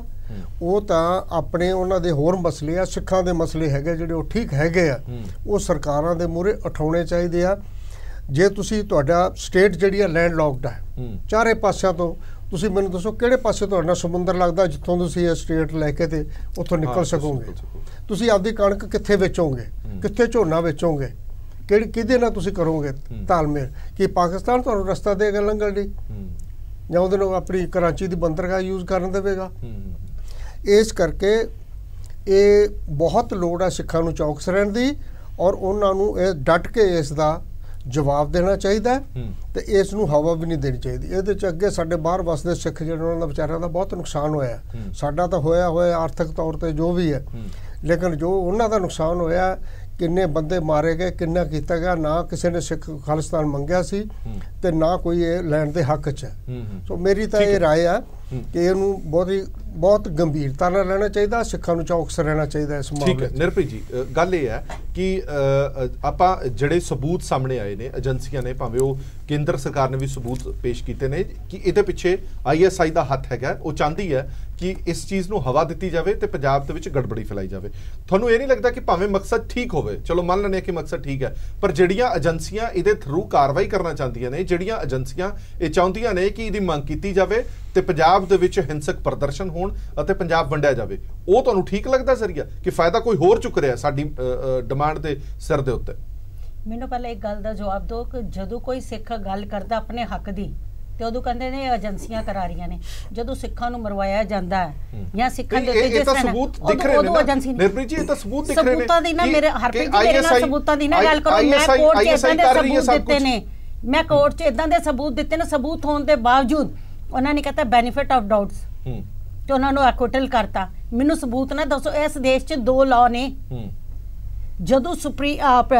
ਜਦੋਂ ਆਪਣਾ ਕਰਨਾਟਕਾ ਦੀ ਅਸੈਂਬਲੀ ਬਣਾਣੀ ਸੀ ਉਦੋਂ ਸੁਪਰੀਮ ਕੋਰਟ ਸਾਰੀ ਰਾਤ ਚਲੀ ਆ। ਯਾਕੂਬ ਮੈਨਨ ਨੂੰ ਫਾਂਸੀ ਦੀ ਸਜ਼ਾ ਸੁਣਾਣੀ ਸੀ, ਉਸ ਦਿਨ ਸਾਰੀ ਰਾਤ ਚਲੀ ਆ। ਲੇਕਿਨ 84 ਜੈਨੋਸਾਈਡ ਵਿਕਟਮਸ ਲਈ ਇਨਸਾਫ ਦਿਵਾਉਣ ਲਈ ਇਹਨਾਂ ਲਈ ਦਿਨ ਲਈ ਵੀ ਇਹਨਾਂ ਦੀ ਨਹੀਂ ਸਰਕਾਰ ਚਲਦੀਆਂ, ਕੋਰਟਾਂ ਚਲਦੀਆਂ। ਕਿਉਂ?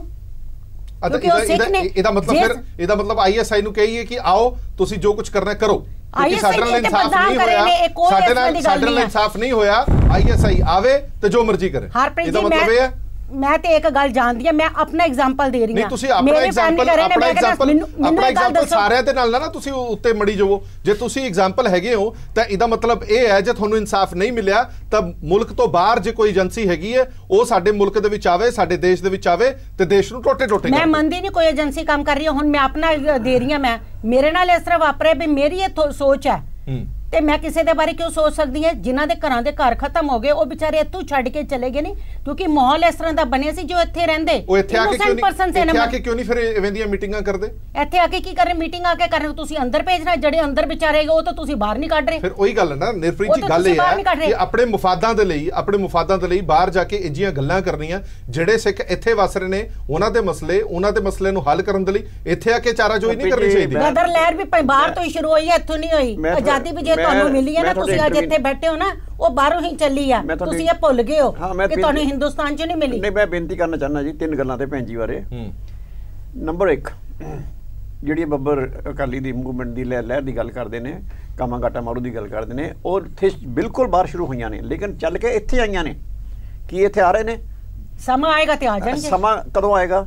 ਬਸ ਆ ਜਾਏਗਾ ਜਦੋਂ ਆਏਗਾ। ਪਹਿਲੀ ਗੱਲ ਤਾਂ ਇਹ ਹੈ ਕਿ ਜੋ ਉਸ ਵੇਲੇ ਦੇ ਹਾਲਾਤ ਸੀ, ਔਰ ਉਹ ਵੀ ਸਿੱਖ ਸੀ ਸਾਰੇ, ਜਿਹੜੇ ਦੇਸ਼ ਨੂੰ ਆਜ਼ਾਦ ਕਰਾਉਣ ਆਏ, ਜਿਹਨਾਂ ਦੀ ਤੁਸੀਂ ਗੱਲ ਅੱਜ ਕਰ ਰਹੇ ਹੋ ਉਹ ਵੀ ਸਾਰੇ ਸਿੱਖ ਸੀਗੇ ਔਰ ਉਹ ਇਸ ਦੇਸ਼ ਨੂੰ ਆਜ਼ਾਦ ਕਰਾਉਣ ਆਏ ਸੀਗੇ, ਹਿੰਦੁਸਤਾਨ ਨੂੰ, ਖਾਲਿਸਤਾਨ ਨੂੰ ਨਹੀਂ। ਇੱਕ ਚੀਜ਼। ਦੂਸਰੀ ਚੀਜ਼, ਦੇਸ਼ ਬਿਲਕੁਲ 2 ਲਾਅ ਨੇ, ਇਹ 'ਚ ਮੈਂ ਬਿਲਕੁਲ ਇਹਨਾਂ ਨਾਲ ਸਹਿਮਤ ਹਾਂ। ਲੇਕਿਨ ਆਪਾਂ ਹਿੰਦੁਸਤਾਨ ਨੂੰ ਆਜ਼ਾਦ, ਮੈਂ ਇੱਕ ਸੌਰੀ ਵੀਰ ਜੀ ਗੱਲ ਪੂਰੀ ਕਰ ਲੈਂਦੇ ਹੋ, ਗੱਲ ਪੂਰੀ ਕਰ ਲੈਂਦੇ ਹੋ ਤੁਸੀਂ, ਪੂਰੀ ਗੱਲ ਕਰਿਓ, ਸੁਣਾਗਾ ਤੁਹਾਡੀ। ਦੂਸਰੀ, ਇਸ ਦੇਸ਼ 'ਚ 2 ਲਾਅ ਨੇ, ਇਹ 'ਚ ਕੋਈ ਸ਼ੱਕ ਨਹੀਂ ਹੈ। ਲੇਕਿਨ ਆਪਾਂ ਇਸ ਕਈ ਵਾਰੀ ਇੱਦਾਂ ਸੋਚ ਲੈਂਦੇ 2 ਲਾਅ ਹੈਗੇ, ਇੱਕ ਹਿੰਦੂਆਂ ਵਾਸਤੇ, ਇੱਕ ਸਿੱਖਾਂ ਵਾਸਤੇ। ਇਹ ਵੀ ਹੈਗੇ ਨੇ, ਮੈਂ ਇੱਥੇ ਵੀ ਮੁੱਕਰਦਾ ਨਹੀਂ। ਲੇਕਿਨ 2 ਲਾਅ ਇੱਥੇ ਕਿੱਦਾਂ ਦੇ ਨੇ, ਆਪਾਂ ਨੂੰ ਉਹਦੇ ਖਿਲਾਫ ਫਾਈਟ ਕਰਨ ਦੀ ਲੋੜ ਹੈ। ਇੱਕ ਹੈਵਜ਼ ਵਾਸਤੇ ਲਾਅ ਆ, ਇੱਕ ਹੈਵ ਨੋਟਸ ਵਾਸਤੇ ਲਾਅ ਹੈ। ਯਾਨੀ ਕਿ ਇੱਕ ਅਮੀਰ ਵਾਸਤੇ ਲਾਅ ਹੈ, ਗਰੀਬ ਵਾਸਤੇ ਲਾਅ ਹੈ। ਹੁਣ ਕੀ ਜਿਹੜਾ ਗਰੀਬ ਹੈ ਉਹ ਵੀ ਹਿੰਦੁਸਤਾਨੀ ਹੈ ਤੇ ਜਿਹੜਾ ਅਮੀਰ ਉਹ ਵੀ ਹਿੰਦੁਸਤਾਨੀ ਹੈ। ਇਹਨਾਂ ਕਚਹਿਰੀਆਂ ਦੇ ਵਿੱਚ ਗਰੀਬ ਨੂੰ ਜਸਟਿਸ ਦਿਵਾਉਣਾ ਇੱਕ ਸਭ ਤੋਂ ਵੱਡਾ ਕੰਮ ਹੈ, ਟਾਸਕ ਹੈ। ਔਰ ਮੈਂ ਕਹਿੰਦਾ ਜੇ ਸਿੱਖ ਵੀ ਕੋਈ ਅਮੀਰ ਹੁੰਦਾ ਹੈ ਤਾਂ ਦੂਜੇ ਪਾਸੇ ਸਿੱਖ ਕੋਈ ਗਰੀਬ ਹੁੰਦਾ ਤਾਂ ਅਮੀਰ ਸਿੱਖ ਦੀ ਸੁਣ ਲਈ ਜਾਂਦੀ ਹੈ ਤੇ ਗਰੀਬ ਸਿੱਖ ਦੀ ਨਹੀਂ ਸੁਣੀ ਜਾਂਦੀ। ਲਾਅ ਇਦਾਂ 2 ਨੇ ਤੇ ਉਹਦੇ ਵਿੱਚ ਕਈ ਵਾਰੀ ਆਪਾਂ ਵੀ ਫਸਦੇ ਆ, ਸਿੱਖ ਵੀ ਉਹਦਾ ਸ਼ਿਕਾਰ ਤੌਰ ਸਮਝ ਗਿਆ। ਤੁਸੀਂ ਧਰਮ ਪੱਖੋਂ ਨਹੀਂ, ਤੁਸੀਂ ਆਰਥਿਕਤਾ ਪੱਖੋਂ 2 ਲਾਅ ਦੱਸ ਰਹੇ ਹੋ। ਮੈਨੂੰ ਇੱਕ ਬ੍ਰੇਕ ਲੈਣੀ ਪਏਗੀ, ਛੋਟੀ ਜਿਹੀ ਬ੍ਰੇਕ ਲੈ ਲਵਾਂ। ਬ੍ਰੇਕ ਤੋਂ ਬਾਅਦ ਚਰਚਾ ਜਾਰੀ ਰੱਖਾਂਗੇ।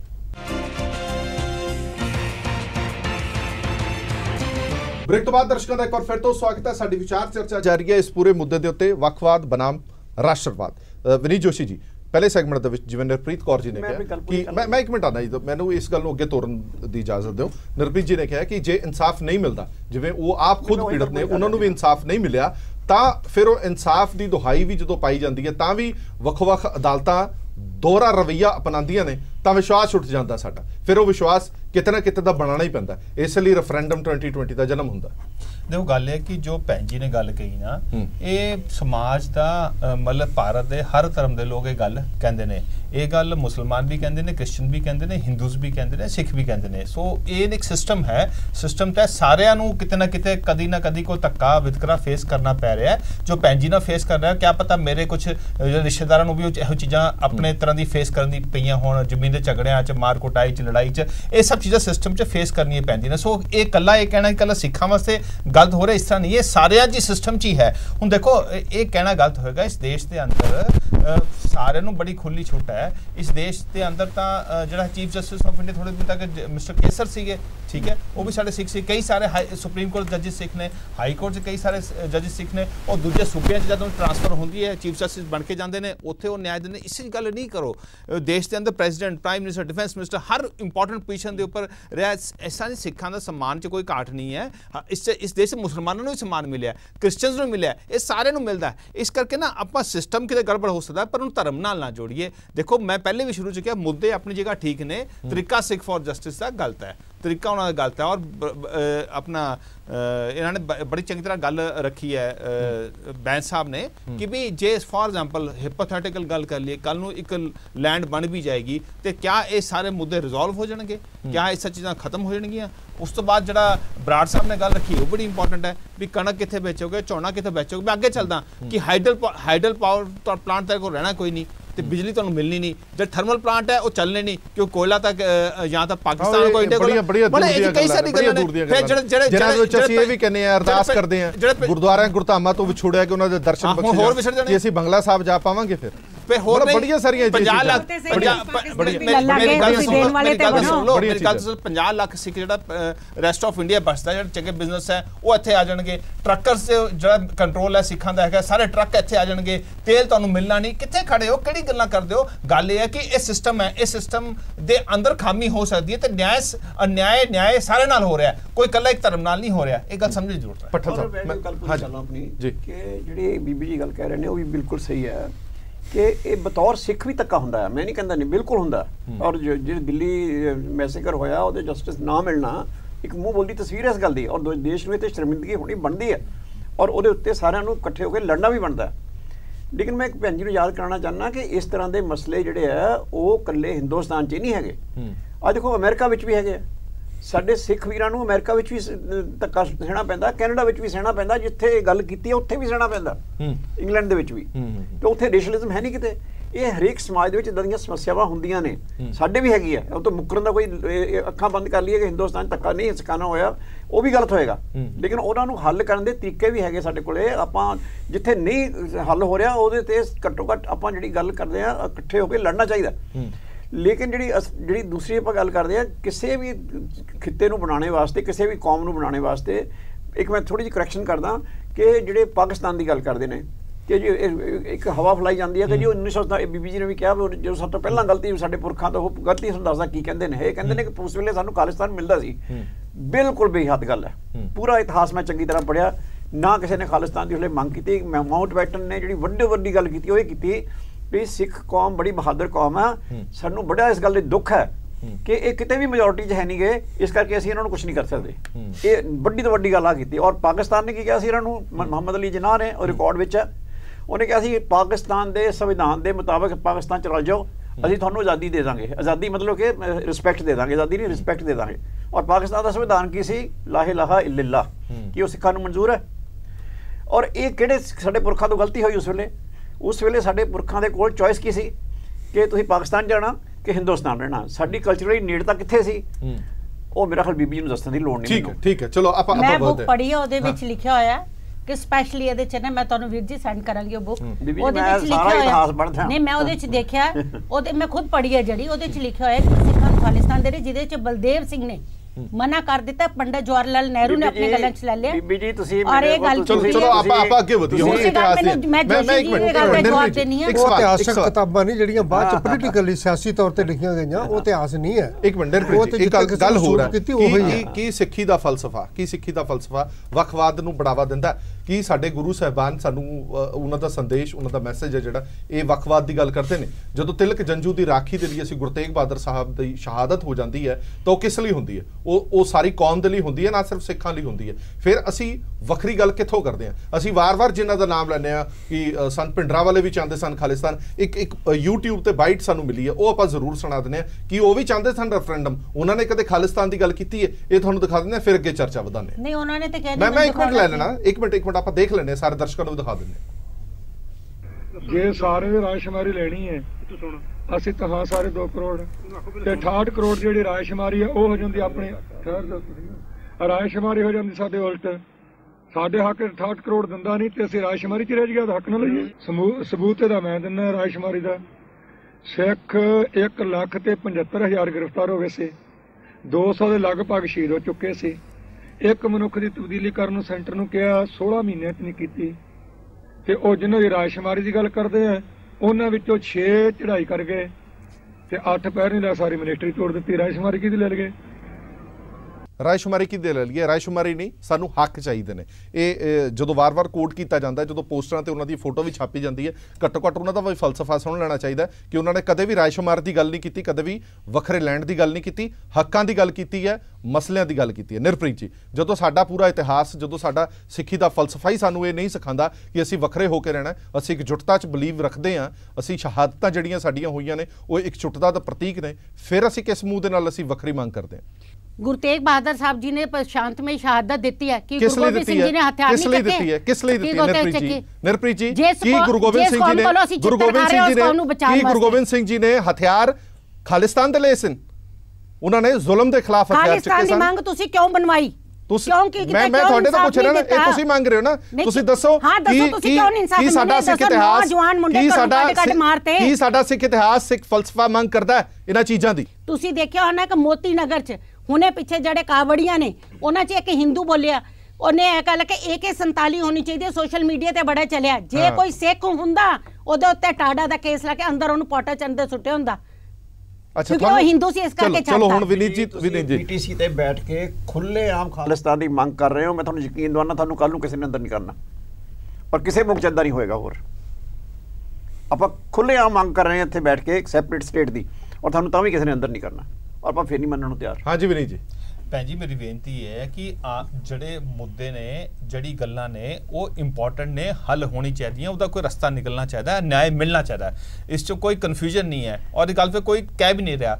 ਅੱਜ ਪੰਜਾਬ, ਇਸ ਦੇਸ਼ ਦੇ ਅੰਦਰ, ਭਾਰਤ ਦੇ ਅੰਦਰ ਜਿੱਥੇ ਸਿੱਖਾਂ ਦੇ ਮੁੱਦੇ ਹੈ, ਮੁਸਲਮਾਨਾਂ ਦੇ, ਕ੍ਰਿਸਚਨਾਂ ਦੇ, ਹਿੰਦੂਆਂ ਦੇ ਨੇ। ਰਾਮ ਮੰਦਿਰ ਦੀ ਗੱਲ ਕਰ ਲਓ, ਰਾਮ ਮੰਦਿਰ ਵਾਸਤੇ ਉਹਨਾਂ ਨੇ UP ਦੇ CM ਨੇ ਜਿਹੜਾ ਹੈਗਾ ਸਮਾਜਵਾਦੀ ਪਾਰਟੀ ਨੇ ਕਿੰਨੇ ਸਾਰੇ ਕਾਰ ਸੇਵਕਾਂ ਨੂੰ ਮਾਰ ਕੇ ਪਾਣੀ ਸੁੱਟਦਾ, ਉਹਦੇ ਲਾਸ਼ਾਂ ਨਹੀਂ ਲੱਭੀਆਂ, ਉਹ ਅੱਜ ਤੱਕ ਖੜਿਆ। ਸੋ ਇਹ ਮੁੱਦੇ ਹਰਦੇ ਹੈ। ਤੁਸੀਂ ਇਸ ਤਰ੍ਹਾਂ ਨਾ ਇਹਨੂੰ ਨਾ ਤੁਸੀਂ ਇਸ ਦੇ ਨਾਲ ਨਾ ਜੋੜੋ, ਧਰਮ ਨਾਲ ਨਾ ਜੋੜ ਕਰੋ। ਇਹ ਸਿਸਟਮ ਦੀ ਇੱਕ ਪ੍ਰੋਬਲਮ ਹੈ। ਦੂਸਰੀ ਗੱਲ ਭੈਣ ਜੀ, ਮੇਰੀ ਗੱਲ ਸਮਝ ਨਹੀਂ ਆਉਂਦੀ, 84 ਦੀ ਕਤਲੇਆਮ ਦੀ ਦੋਸ਼ੀ ਕਾਂਗਰਸ, ਦਰਬਾਰ ਸਾਹਿਬ ਤੇ ਹਮਲੇ ਲਈ ਦੋਸ਼ੀ ਕਾਂਗਰਸ, ਇਹ ਆਮ ਇੱਕ ਰਾਏ ਮੰਨੀ ਜਾਂਦੀ ਹੈ। ਮੈਨੂੰ ਇਹ ਸਮਝਾਓ ਭੈਣ ਜੀ, ਮੇਰੀ ਗੱਲ ਤਾਂ ਸੁਣੋ ਭੈਣ ਜੀ, ਮੇਰੀ ਗੱਲ, ਅੱਛਾ ਭੈਣ ਜੀ ਮੇਰੀ ਗੱਲ ਤਾਂ ਕਰਨ ਵਾਲੇ ਸੱਚੇ ਸੁੱਚੇ, ਕਰਾਉਣ ਵਾਲੇ ਮਾੜੇ। ਮੈਂ ਤਰਕ ਸੁਣ ਲਓ ਭੈਣ ਜੀ, ਮੇਰੀ ਗੱਲ ਤਾਂ ਸੁਣ ਲਓ। BJP ਨੇ ਹੀ ਕਰਵਾਇਆ ਉੱਥੇ ਬਲੂ ਸਟਾਰ ਆਪਰੇਸ਼ਨ। ਭੈਣ ਜੀ ਮੇਰੀ ਗੱਲ ਤਾਂ ਸੁਣ ਲਓ। 84 ਕਤਲਿਆਂ ਦੇ ਦੋਸ਼ੀ ਕਾਂਗਰਸ, ਇਹ ਸਮਝਾ ਦਿਓ ਕਿ ਜਿਹੜੇ ਸਿੱਖ ਨੇ ਪੰਜਾਬ ਦੇ ਅੰਦਰ ਕਾਂਗਰਸ ਦੇ ਟਿਕਟਾਂ ਤੇ ਸਿੱਖਾਂ ਨੂੰ ਵੋਟ ਕਿਉਂ ਪਾਉਂਦੇ ਨੇ?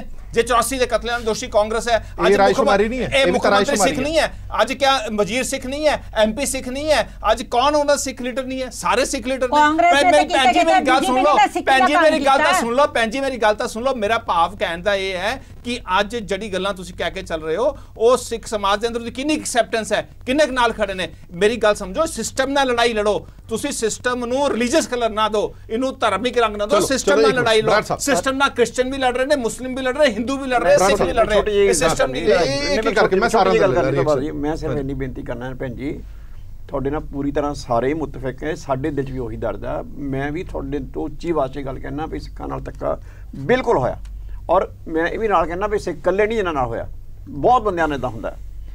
ਪਰ ਜਦੋਂ ਆਪਾਂ ਖਾਲਿਸਤਾਨ ਦੀ, ਮੈਨੂੰ ਚੰਗੀ ਤਰ੍ਹਾਂ ਯਾਦ ਆ ਜਦੋਂ ਇੰਦਰਾ ਗਾਂਧੀ ਜੀਂਦੇ ਸੀ, ਅਸੀਂ ਮਰ ਗਏ ਕਹਿੰਦੇ ਵੀ ਖਾਲਿਸਤਾਨ ਸਿੱਖਾਂ ਦੀ ਮੰਗ ਨਹੀਂ ਹੈ, ਇੰਦਰਾ ਗਾਂਧੀ ਸਾਡੇ ਮੂੰਹ 'ਚ ਪਾ ਰਹੀ ਹੈ। ਬਲਕਿ ਪਿੰਡਰਾਂ ਵਾਲੇ ਤੱਕ ਨੇ ਇਹ ਗੱਲ ਕਹੀ, ਉਹਨਾਂ ਨੇ ਇਹ ਗੱਲ ਕਹੀ ਕਿ ਖਾਲਿਸਤਾਨ ਸਾਡੀ ਮੰਗ ਨਹੀਂ ਹੈ। ਇਹਨਾਂ ਵਰਡਸ ਕਹੀ ਕਿ ਖਾਲਿਸਤਾਨ ਸਾਡੀ ਮੰਗ ਨਹੀਂ ਹੈ, ਜੇ ਬੀਬੀ ਦੇਗੀ ਤਾਂ ਲੈ ਲਾਂਗੇ। ਬੀਬੀ ਨੂੰ ਦਿੰਦੀ ਨਹੀਂ ਸੀ, ਇਹਦਾ ਮਤਲਬ ਤੁਸੀਂ ਉਹਨਾਂ ਦੀ ਮੰਗ ਤਾਂ ਨਹੀਂ ਸੀ ਨਾ ਘੱਟੋ ਘੱਟ। ਇੱਕ ਚੀਜ਼। ਦੂਜੀ ਚੀਜ਼, ਜੇ ਸੰਤ ਪਿੰਡਰਾਂ ਵਾਲੇ ਨੇ ਵੀ ਖਾਲਿਸਤਾਨ ਮੰਗਣਾ ਹੁੰਦਾ ਤਾਂ ਸਭ ਤੋਂ ਵੱਡਾ ਮੌਕਾ ਕਦੋਂ ਸੀ? ਜਦੋਂ ਕਿ ਉੱਥੇ ਆਰਮੀ ਨੇ ਅਟੈਕ ਕਰਤਾ ਸੀ ਔਰ ਸੰਤ ਪਿੰਡਰਾਂ ਵਾਲਿਆਂ ਨੂੰ ਸਾਫ਼ ਦਿਸ ਰਿਹਾ ਸੀ ਕਿ ਆਖਰੀ ਪਾਲ ਹੈ ਮੇਰੇ, ਉਦੋਂ ਨਹੀਂ ਮੰਗੀ। ਇਹਦਾ ਮਤਲਬ ਉਹ ਤਾਂ ਕਲੀਅਰ ਸੀ ਵੀ ਮੇਰੀ ਕੌਮ ਦਾ ਨੁਕਸਾਨ ਹੋ ਜਾਏਗਾ, ਵੀ ਮੇਰੇ ਸਿਰ ਬਹਾਦਰੀ ਦਿਖਾਉਣ ਨੇ ਕੌਮ ਸਾਰੀ ਮਾਰੀ ਜਾਏਗੀ। ਉਹਨਾਂ ਨੇ ਤਾਂ ਨਹੀਂ ਦਿਖਾ ਲਈ। ਲੇਕਿਨ ਆਪਾਂ ਉਹ ਗੱਲਾਂ ਕਰਦੇ ਹਾਂ ਜਦੋਂ ਸਾਡੇ, ਮੈਂ ਤੁਹਾਨੂੰ ਦੱਸਾਂ, ਸਾਡੇ ਜਿਹੜੇ ਹੱਲ ਹੋ ਸਕਦੇ ਨੇ ਉਹ ਨਾ ਹੋਣ ਦੇਣ ਦੇ ਲਈ ਖਾਲਿਸਤਾਨ ਸਾਡੇ ਮੂੰਹ 'ਚ ਪਾਇਆ ਗਿਆ ਸੀ। ਔਰ ਉਹ ਇਸ ਕਰਕੇ ਪਾਇਆ ਗਿਆ ਸੀ, ਇਹ ਤਾਂ ਮੰਗਦੇ ਖਾਲਿਸਤਾਨ ਨੇ, ਇਹ ਚੰਡੀਗੜ੍ਹ ਥੋੜੇ ਮੰਗਦੇ ਨੇ, ਇਹ ਆਹ ਥੋੜੇ ਮੰਗਦੇ ਨੇ, ਇਹ ਜਸਟਿਸ ਥੋੜੇ ਮੰਗਦੇ ਨੇ, ਇਹ ਤਾਂ ਖਾਲਿਸਤਾਨ ਮੰਗਦੇ ਨੇ। ਆਪਾਂ ਫਿਰ ਉਸੇ ਚਾਲ 'ਚ ਫਸ ਜਾਂਦੇ ਹਾਂ। ਠੀਕ ਹੈ। ਹਾਂਜੀ ਬਰਾੜ ਸਾਹਿਬ, ਅਸੀਂ ਉਦੋਂ ਵੀ, ਮੈਂ ਤੁਹਾਨੂੰ ਇਹੋ ਗੱਲ ਪਹਿਲਾਂ ਵੀ ਕਹਿ ਚੁੱਕਿਆ ਕਿ ਉਦੋਂ ਵੀ ਸਿੱਖ ਜਾਲ 'ਚ ਫਸੇ ਸੀ। ਉਦੋਂ ਵੀ ਸਿਆਸੀ ਪਾਰਟੀਆਂ ਨੇ ਲਾਹਾ ਲੈਣ ਲਈ ਸਿੱਖਾਂ ਨੂੰ ਕੁੱਟ ਕੇ ਤੇ ਆਪਣੀ ਸਿਆਸਤ ਜਿਹੜੀ ਚਮਕਾਉਣੀ ਸੀ। ਔਰ ਮੈਂ ਹੁਣ ਫਿਰ ਦੁਬਾਰਾ ਚੌਕਸ ਕਰਨਾ ਚਾਹੁੰਦਾ ਕਿ ਇਹਨਾਂ ਦੇ ਜਾਲ 'ਚ ਨਾ ਫਸਣ। ਜ਼ਬਰਦਸਤੀ ਸਿੱਖਾਂ ਦੇ ਮੂੰਹ 'ਚ ਇਹ ਗੱਲ ਪਾਈ ਜਾਂਦੀ ਹੈ, ਸਿੱਖਾਂ ਦੀਆਂ ਭਾਵਨਾਵਾਂ ਭੜਕਾਈਆਂ ਜਾਂਦੀਆਂ। ਭੋਲੇ ਭਾਲੇ ਲੋਕ ਜਿਹੜੇ ਆ ਉਹ ਇਹਨਾਂ ਦੀ ਚਾਲ ਨੂੰ ਸਮਝ ਨਹੀਂ ਸਕਦੇ। ਸਾਡੇ ਮਸਲੇ ਹੈਗੇ ਆ, ਉਹਨਾਂ ਨੂੰ ਸਿਸਟਮ ਦੇ ਵਿੱਚ ਰਹਿ ਕੇ ਉਸੇ ਤਰੀਕੇ ਨਾਲ ਹੀ ਉਠਾਇਆ ਜਾ ਸਕਦਾ। ਇਹ ਇਕੱਲੀ ਮਿਨੋਰਟੀ ਅਸੀਂ ਨਹੀਂ ਹੈਗੇ ਜਿਨ੍ਹਾਂ ਨਾਲ ਧੱਕੇ ਜਾਂ ਜ਼ਿਆਦਤੀਆਂ ਹੁੰਦੀਆਂ, ਪਰ ਉਹਦਾ ਰਸਤਾ ਇਹ ਨਹੀਂ, ਖਾਲਿਸਤਾਨ ਨਹੀਂ ਹੈ, ਬਲਕਿ ਖਾਲਿਸਤਾਨ ਨਾਲ ਤਾਂ ਸਾਡਾ ਹੋਰ ਵਡਾਂਗਾ ਲੱਥੇਗਾ, ਸਾਡਾ ਨੁਕਸਾਨ ਹੋਏਗਾ। ਹਾਂਜੀ ਪਟੇਲ ਸਾਹਿਬ, ਕੈਪਟਨ ਅਮਰਿੰਦਰ ਸਿੰਘ ਹੋਰਾਂ ਨੇ ਵੀ ਸਟੇਟਮੈਂਟ ਦਿੱਤੀ ਸੀਗੀ ਕਿ ਇਹ ਨਿਰਾਸ਼ ਲੋਕਾਂ ਦੀ ਇੱਕ ਰੈਲੀ ਹੈਗੀ ਹੈ, ਜਿਨ੍ਹਾਂ ਦੇ ਸਿਆਸੀ ਮਫਾਦ ਪੂਰੇ ਨਹੀਂ ਹੋਏ, ਜਿਨ੍ਹਾਂ ਦੇ ਆਪਣੇ ਮਤਲਬ ਪੂਰੇ ਨਹੀਂ ਹੋਏ, ਉਹ ਇਹਨਾਂ ਰੈਲੀਆਂ ਨੂੰ ਕਰ ਰਹੇ ਨੇ ਔਰ ਉਹਨਾਂ ਦਾ ਪੰਜਾਬ ਦੇ ਵਿੱਚ ਕੋਈ ਲੈਣਾ ਦੇਣਾ ਨਹੀਂ ਹੈ। ਜੇ ਹੁੰਦਾ ਤੇ ਇਹ ਰੈਲੀ ਇੱਥੇ ਨਹੀਂ ਪੰਜਾਬ ਦੇ ਵਿੱਚ ਹੁੰਦੀ। ਇਹਦੇ ਨਾਲ ਤੁਸੀਂ ਸਹਿਮਤ ਹੋ? ਦੇਖੋ ਉੱਥੇ ਕਈ ਇਸ ਤਰ੍ਹਾਂ ਦੇ ਲੋਕ ਹੈਗੇ ਆ ਪੁਰਾਣੇ, ਜਿਹੜੇ ਜਦੋਂ ਦੇਖੋ ਜਿਹੜੇ ਸਾਡੇ ਪ੍ਰਵਾਸੀ ਸਾਰੇ ਭਾਈ ਉੱਥੇ ਵਸਦੇ ਆ ਕਿ ਅਸੀਂ ਆਹ ਕਰ ਰਹੇ ਹਾਂ ਕੌਮ ਲਈ, ਆਹ ਕਰ ਰਹੇ ਹਾਂ, ਇਹਦੇ ਨਾਲ ਤੇ ਬੜੇ ਵੱਡੇ ਫੰਡ ਇਕੱਠੇ ਹੁੰਦੇ ਸੀ। ਠੀਕ ਹੈ, ਇਹ ਸਾਰਿਆਂ ਨੂੰ ਹੀ ਇਸ ਦੀ ਨੌਲੇਜ ਹੋਣੀ ਹੈ। ਸੋ ਮੈਂ ਤੁਹਾਨੂੰ ਇਹ ਦੱਸ ਰਿਹਾ ਕਿ ਜਿਵੇਂ ਕਿ ਮੈਂ ਪਹਿਲਾਂ ਵੀ ਕਿਹਾ ਸੀ, ਜਿਹੜੇ ਇਹ ਮਸਲੇ ਨੇ ਬਿਲਕੁਲ ਹੈਗੇ ਆ ਔਰ ਇਹ ਕੋਰਟ ਦੇ ਵਿੱਚ ਵੀ ਚੱਲ ਰਹੇ ਨੇ ਔਰ ਇਹਦੀ ਜਸਟਿਸ ਅਸੀਂ ਮੰਗਦੇ ਹਾਂ। ਪਰ ਇਹ ਪੂਰੇ ਹਿੰਦੁਸਤਾਨ 'ਚ ਕਈ ਵਾਰੀ, ਹੁਣ ਜਿਵੇਂ ਤੁਸੀਂ ਦੇਖੋ ਮੋਦੀ ਸਾਹਿਬ CM ਸੀ ਉਦੋਂ, ਜਦੋਂ ਮੁਸਲਮਾਨਾਂ ਤੇ ਹਿੰਦੂਆਂ ਦੇ ਦੰਗੇ ਹੋਏ, ਕਿੰਨੀ ਬੁਰੇ ਤਰੀਕੇ ਨਾਲ ਉੱਥੇ ਮੁਸਲਮਾਨ ਮਾਰੇ ਗਏ, ਤੇ ਉਹ ਹੈ ਮਸਲਾ ਚੱਲ ਰਿਹਾ। ਸੋ ਇਹ ਇਕੱਲੇ ਪੂਰੇ ਹਿੰਦੁਸਤਾਨ ਦੀ ਗੱਲ ਹੈ। ਸਾਡੀ ਕਮਿਊਨਿਟੀ 'ਚ ਜੋ ਕੁਛ ਹੋਇਆ ਜਾਂ ਇਹ ਮਸਲੇ ਜ਼ਰੂਰ ਸਾਡੇ ਕੋਲ ਹੈਗੇ ਨੇ, ਪਰ ਆਪਾਂ ਨੂੰ ਸਿਸਟਮ ਦੇ ਵਿੱਚ ਰਹਿ ਕੇ ਸਿਸਟਮ, ਹਾਂ ਜ਼ਰੂਰ ਤੁਸੀਂ ਪ੍ਰਦਰਸ਼ਨ ਗੱਲ ਹੈ ਨਾ, ਜਿੱਥੇ ਨਿਰਪ੍ਰੀਤ ਜੀ ਕਹਿੰਦੇ ਨੇ ਤੁਹਾਡੀ ਸਰਕਾਰ ਰਹੀ ਤਾਂ ਨਹੀਂ 84 ਕਤਲੇਆਮ ਦਾ ਇਨਸਾਫ ਮਿਲ ਸਕਿਆ। ਹੁਣ ਬੀਜੇਪੀ ਨੂੰ ਵੀ ਲੰਬਾ ਸਮਾਂ ਹੋ ਗਿਆ ਤਾਂ ਵੀ ਇਨਸਾਫ ਨਹੀਂ ਮਿਲ ਸਕਿਆ। ਹਲੇ ਕਿੰਨਾ ਕੁ ਸਬਰ ਰੱਖੀ ਜਾਵੇ? ਹਰ ਸਰਕਾਰ ਆਵੇ, ਹਰ ਸਰਕਾਰ ਇਹੀ ਕਹੀ ਜਾਵੇ ਸਬਰ ਰੱਖੋ ਇਨਸਾਫ ਮਿਲੇਗਾ, ਸਬਰ ਰੱਖੋ ਇਨਸਾਫ ਮਿਲੇਗਾ, ਫਿਰ ਸਬਰ 'ਚ ਹੀ ਕੱਟਦੀ ਹੈ ਸਾਰੀ ਜ਼ਿੰਦਗੀ। ਇਹਦੇ ਨਾਲ ਸਰਕਾਰ ਦਾ ਨਹੀਂ ਜੀ ਕੋਈ ਲੈਣਾ, ਇਹ ਜੁਡੀਸ਼ੀਅਲੀ 'ਚ ਚੱਲ ਰਿਹਾ ਸਾਰਾ ਕੁਝ। ਫਿਰ ਸਰਕਾਰ ਦਾਅਵੇ ਕਿਉਂ ਕਰਦੀ ਹੁੰਦੀ ਹੈ? ਤੁਸੀਂ ਵੀ ਦਾਅਵਾ ਕਰਦੇ ਹੋ, ਬੀਜੇਪੀ ਵੀ ਕਰਦੀ ਹੈ। ਬੀਜੇਪੀ ਨੇ ਵੀ ਦਾਅਵਾ ਕੀਤਾ ਸੀ ਆਂਦੇ ਸਾਰ ਇਨਸਾਫ ਦਿਵਾਵਾਂਗੇ, ਤੁਸੀਂ ਵੀ ਆਪਣੇ ਘੋਸ਼ਣਾ ਪੱਤਰਾਂ ਦੇ ਵਿੱਚ ਲਿਖਦੇ ਹੋ ਕਿ ਸਾਰਿਆਂ ਨੂੰ ਇਨਸਾਫ ਦਿਵਾਇਆ ਜਾਏਗਾ। ਫਿਰ ਜਦੋਂ ਇਨਸਾਫ ਦਿਵਾਉਣ ਦੀ ਗੱਲ ਆਉਂਦੀ ਹੈ, ਗੱਲ ਅਦਾਲਤਾਂ ਤੇ ਮੁੱਕ ਜਾਂਦੀ ਹੈ। ਅਦਾਲਤਾਂ 'ਚ ਤਾਂ ਵੈਸੇ ਹੀ ਬੰਦੇ ਬਿਰਖ ਹੋਏ ਪਏ ਨੇ। ਦੇਖੋ ਹਾਂਜੀ ਵਿਨੀਤ ਜੀ, ਸਵਾਲ ਤੁਹਾਡੇ ਤੇ ਵੀ ਹੈ। ਨਹੀਂ, ਗੱਲ ਬਿਲਕੁਲ ਠੀਕ ਹੈ ਔਰ ਗੱਲ ਬਿਲਕੁਲ ਜਾਇਜ਼ ਹੈ। ਔਰ ਮੈਂ ਸ਼ੁਰੂ 'ਚ ਵੀ ਕਿਹਾ ਕਿ ਕੁਝ ਇਸ਼ੂਜ਼ ਨੇ ਜਿਹੜੇ ਸਾਨੂੰ ਸਾਡੇ ਉੱਪਰ ਕੁਐਸਚਨ ਮਾਰਕ ਖੜਾ ਕਰਦੇ ਨੇ, ਸਿਸਟਮ ਦੇ ਉੱਪਰ ਕੁਐਸਚਨ ਮਾਰਕ ਖੜਾ ਕਰਦੇ, ਸ਼ਰਮਸਾਰ ਕਰਦੇ ਨੇ। ਔਰ ਅੱਜ ਪੂਰੇ ਜੁਡੀਸ਼ੀਅਲ ਸਿਸਟਮ ਦੇ ਉੱਪਰ ਇੱਕ ਬਹੁਤ ਵੱਡਾ ਕੁਐਸਚਨ ਮਾਰਕ ਹੈ ਕਿ ਅਸੀਂ ਨਿਆਂ, ਜਿਵੇਂ ਪੈਂਜੀ ਨੇ ਦੱਸਿਆ ਕਿ ਮੈਂ ਫਿਰ ਆਪਣੀ ਜਗ੍ਹਾ ਤੇ ਠੀਕ ਨੇ। ਨਹੀਂ, ਕੁਐਸਚਨ ਮਾਰਕ ਹੈਗਾ, ਇਹ ਕੁਐਸਚਨ ਮਾਰਕ ਹੈਗਾ ਜਿਹਦੇ ਲਈ ਅਸੀਂ ਬੇਵਸੀ ਪ੍ਰਗਟਾ ਰਹੇ ਹਾਂ ਕਿ ਅਸੀਂ ਕੁਝ ਨਹੀਂ ਕਰ ਸਕਦੇ। ਬੇਵਸੀ ਨਹੀਂ ਪ੍ਰਗਟਾ ਰਿਹਾ। ਫਿਰ ਕੀ ਕਰੀਏ? ਸੁਣ ਮੇਰੀ ਗੱਲ ਸੁਣੋ, ਪੈਂਜੀ ਦਾ ਗੁੱਸਾ ਜਾਇਜ਼ ਹੈ, ਪਰ ਇਹੋ ਜਿਹਾ ਗੁੱਸਾ ਹੋਰਾਂ ਕੋਲ ਵੀ ਹੈ, ਕੱਲਾ ਕੋਈ ਸਿੱਖ ਕੌਮ ਕੋਲ ਨਹੀਂ ਹੈ, ਇਹ ਹਿੰਦੂਆਂ 'ਚ ਵੀ ਹੈਗਾ। ਜਿਨ੍ਹਾਂ ਨੂੰ ਤੁਸੀਂ ਰਾਮ ਮੰਦਿਰ ਦੇ ਅੰਦੋਲਨ ਟਾਈਮ 'ਚ ਸਰਯੂ ਨਦੀ 'ਚ ਮਾਰ ਕੇ ਸੁੱਟਤਾ, ਅੱਜ ਤੱਕ ਨਿਆਂ ਨਹੀਂ ਮਿਲਿਆ ਉਹਨਾਂ ਨੂੰ। ਇਹ ਸਿਸਟਮ 'ਚ ਪ੍ਰੋਬਲਮ ਹੈ, ਇਹ ਧਰਮ ਨਾਲ ਦਾ ਕੋਈ ਸੰਬੰਧ ਨਹੀਂ ਹੈ। ਮੈਂ ਇਹ ਗੱਲ ਨੂੰ ਬਾਰ-ਬਾਰ ਸਮਝਾਉਣ ਦੀ ਕੋਸ਼ਿਸ਼ ਕਰ ਰਿਹਾ। ਦੂਸਰਾ ਪੈਂਜੀ, ਜਿਹੜੇ ਤੁਸੀਂ ਕਿਹਾ ਸੀ ਸਿੱਖ ਫॉर ਜਸਟਿਸ ਸੰਸਥਾ ਦੀ ਗੱਲ ਕੀਤੀ, ਮੈਂ ਪੈਂਜੀ ਮੇਰੀ ਗੱਲ ਸੁਣ ਲਓ। ਸਿੱਖ ਫॉर ਜਸਟਿਸ ਸੰਸਥਾ ਦੀ ਤੁਸੀਂ ਗੱਲ ਕੀਤੀ ਨਾ, ਸਿੱਖ ਫॉर ਜਸਟਿਸ ਸਿਰਫ ਸਿੱਖਾਂ ਦੀ ਭਾਵਨਾ ਭੜਕਾ ਕੇ ਪੈਸਾ ਇਕੱਠਾ ਕਰਨ ਦਾ ਕੰਮ ਕਰ ਰਹੀ, ਹੋਰ ਕੁਝ ਨਹੀਂ ਕਰ ਰਹੀ। 2007 'ਚ ਸੰਸਥਾ ਬਣੀ, ਅਕਾਲ ਤਖਤ ਜਥੇਦਾਰ ਸਾਹਿਬ ਤੋਂ ਅਸ਼ੀਰਵਾਦ ਲਿਆ ਕਿ ਅਸੀਂ 84 ਕਤਲੇਆਮ ਦੇ ਦੋਸ਼ੀ ਲੋਕਾਂ ਨੂੰ ਸਜ਼ਾ ਦਿਵਾਣੀ ਹੈ ਔਰ ਪੀੜਤਾਂ ਨੂੰ ਰੀਹੈਬਿਲਿਟੇਟ ਕਰਨਾ ਹੈ। 11 ਮੇਰੀ ਪੈਂਜੀ ਗੱਲ ਤਾਂ ਖਤਮ ਹੋਣ ਦਿਓ। 2007 ਤੋਂ ਲੈ ਕੇ 2018 ਆ ਗਿਆ, 11 ਸਾਲ ਸਿੱਖ ਫॉर ਜਸਟਿਸ ਨੇ ਕੀ ਕੀਤਾ? ਨਿਆਂ ਵਾਸਤੇ ਸਾਨੂੰ ਗਿਣਾ ਦੇਵੇ ਠੀਕ ਹੈ। ਫਿਰ ਇਹਨਾਂ ਨੇ ਉਸ ਤੋਂ ਬਾਅਦ ਚੱਕ ਲਿਆ ਕਿ ਜਿਹੜੇ ਲੀਡਰ ਆਣਗੇ ਭਾਰਤ ਦੇ ਪ੍ਰਾਈਮ ਮਿਨਿਸਟਰ ਉਹਦੇ ਪਰਚੇ ਦਰਜ ਕਰਾਵਾਂਗੇ, ਉਹ ਸਾਰੇ ਪਰਚੇ US ਕੈਨੇਡਾ 'ਚ ਰੱਦ ਹੋ ਗਏ, ਖਤਮ ਹੋ ਗਏ। ਫਿਰ ਜਸਟਿਸ ਸੋਵਰਨਿਟੀ ਕਾਨਫਰੰਸ ਸ਼ੁਰੂ ਕਰਤੀਆਂ, ਉਹ ਖਤਮ ਹੋ ਗਈਆਂ। ਫਿਰ ਜਿਨੋਸਾਈਡ ਡਿਕਲੇਅਰ ਕਰਨਾ ਹੈ, ਉਹ ਭਾਰਤ ਸਰਕਾਰ ਨੇ ਸੁਪਰੀਮ ਕੋਰਟ ਨੇ ਵੈਸੀ ਬੋਲਤਾ, ਉਹ ਗੱਲ ਖਤਮ ਹੋ ਗਈ। ਹੁਣ 2 ਸਾਲ ਦਾ ਰੈਫਰੈਂਡਮ, ਕਿਸੇ ਗੱਲ ਤੇ ਸਿੱਖ ਫॉर ਜਸਟਿਸ ਟਿਕਿਆ। तो ਜਿਹੜਾ ਤੁਹਾਡਾ ਮੁੱਦਾ 84 ਕਤਲੇਆਮ 2007 ਚ ਹੋ ਗਏ ਸੀ, ਕੱਲ ਤੱਕ ਦੇ 11 ਸਾਲ ਚ ਕੀ ਕਿਤੇ ਦੱਸ ਦਵੇ। ਸਿਰਫ ਪੈਂਜੀ ਗੱਲ ਤਾਂ ਸੁਣ ਲਓ, ਪੈਂਜੀ ਗੱਲ ਤਾਂ ਸੁਣ ਲਓ। ਉਹਨਾਂ ਸਿਰਫ ਫਿਰ ਆਪਾਂ ਉਹਨਾਂ ਦੇ ਪਿੱਛੇ ਲੱਗੇ ਅਸ਼ਾਂਤੀ ਫੈਲਾਉਣ ਦਾ ਕੰਮ ਕਰ ਰਹੇ, ਭਾਵਨਾ ਪ੍ਰਗਟ ਦਾ ਕੰਮ ਕਰ ਰਹੇ, ਪਾਕਿਸਤਾਨ ਦੇ ਏਜੰਡੇ ਨੂੰ ਅੱਗੇ ਲੈ ਕੇ ਚੱਲ ਰਹੇ ਨੇ। ਗੱਲ ਸਿਰਫ ਇਹ ਕਰ ਰਹੇ ਹਾਂ ਕਿ ਜੇ ਰੈਫਰੈਂਡਮ ਦੀ ਗੱਲ ਸੀ ਅੱਜ ਤੋਂ 2 ਸਾਲ ਪਹਿਲਾਂ ਸ਼ੁਰੂ ਕੀਤੀ, ਇਹ ਰੈਫਰੈਂਡਮ 2016 2017 2018 2019 ਕਿਉਂ ਨਹੀਂ ਹੋਇਆ, 2020 ਕਿਉਂ ਹੋਇਆ ਕਿ ਘੱਟੋ ਘੱਟ 5 ਸਾਲ ਤੱਕ ਇਸ ਇਸ਼ੂ ਤੇ ਰੋਟੀਆਂ ਸੇਕੀਆਂ ਜਾਣ, ਇਸ ਇਸ਼ੂ ਤੇ ਪੈਸਾ ਇਕੱਠਾ ਕੀਤਾ ਜਾਵੇ ਕਿ 5 ਸਾਲ ਅਸੀਂ ਪੂਰੀ ਐਸ਼ੋ ਆਰਾਮ ਕਰੀਏ ਔਰ ਉਸ ਤੋਂ ਬਾਅਦ ਇਹਨੂੰ ਠੰਡੇ ਬਸਤੇ ਚ ਪਾ ਦਾਂਗੇ।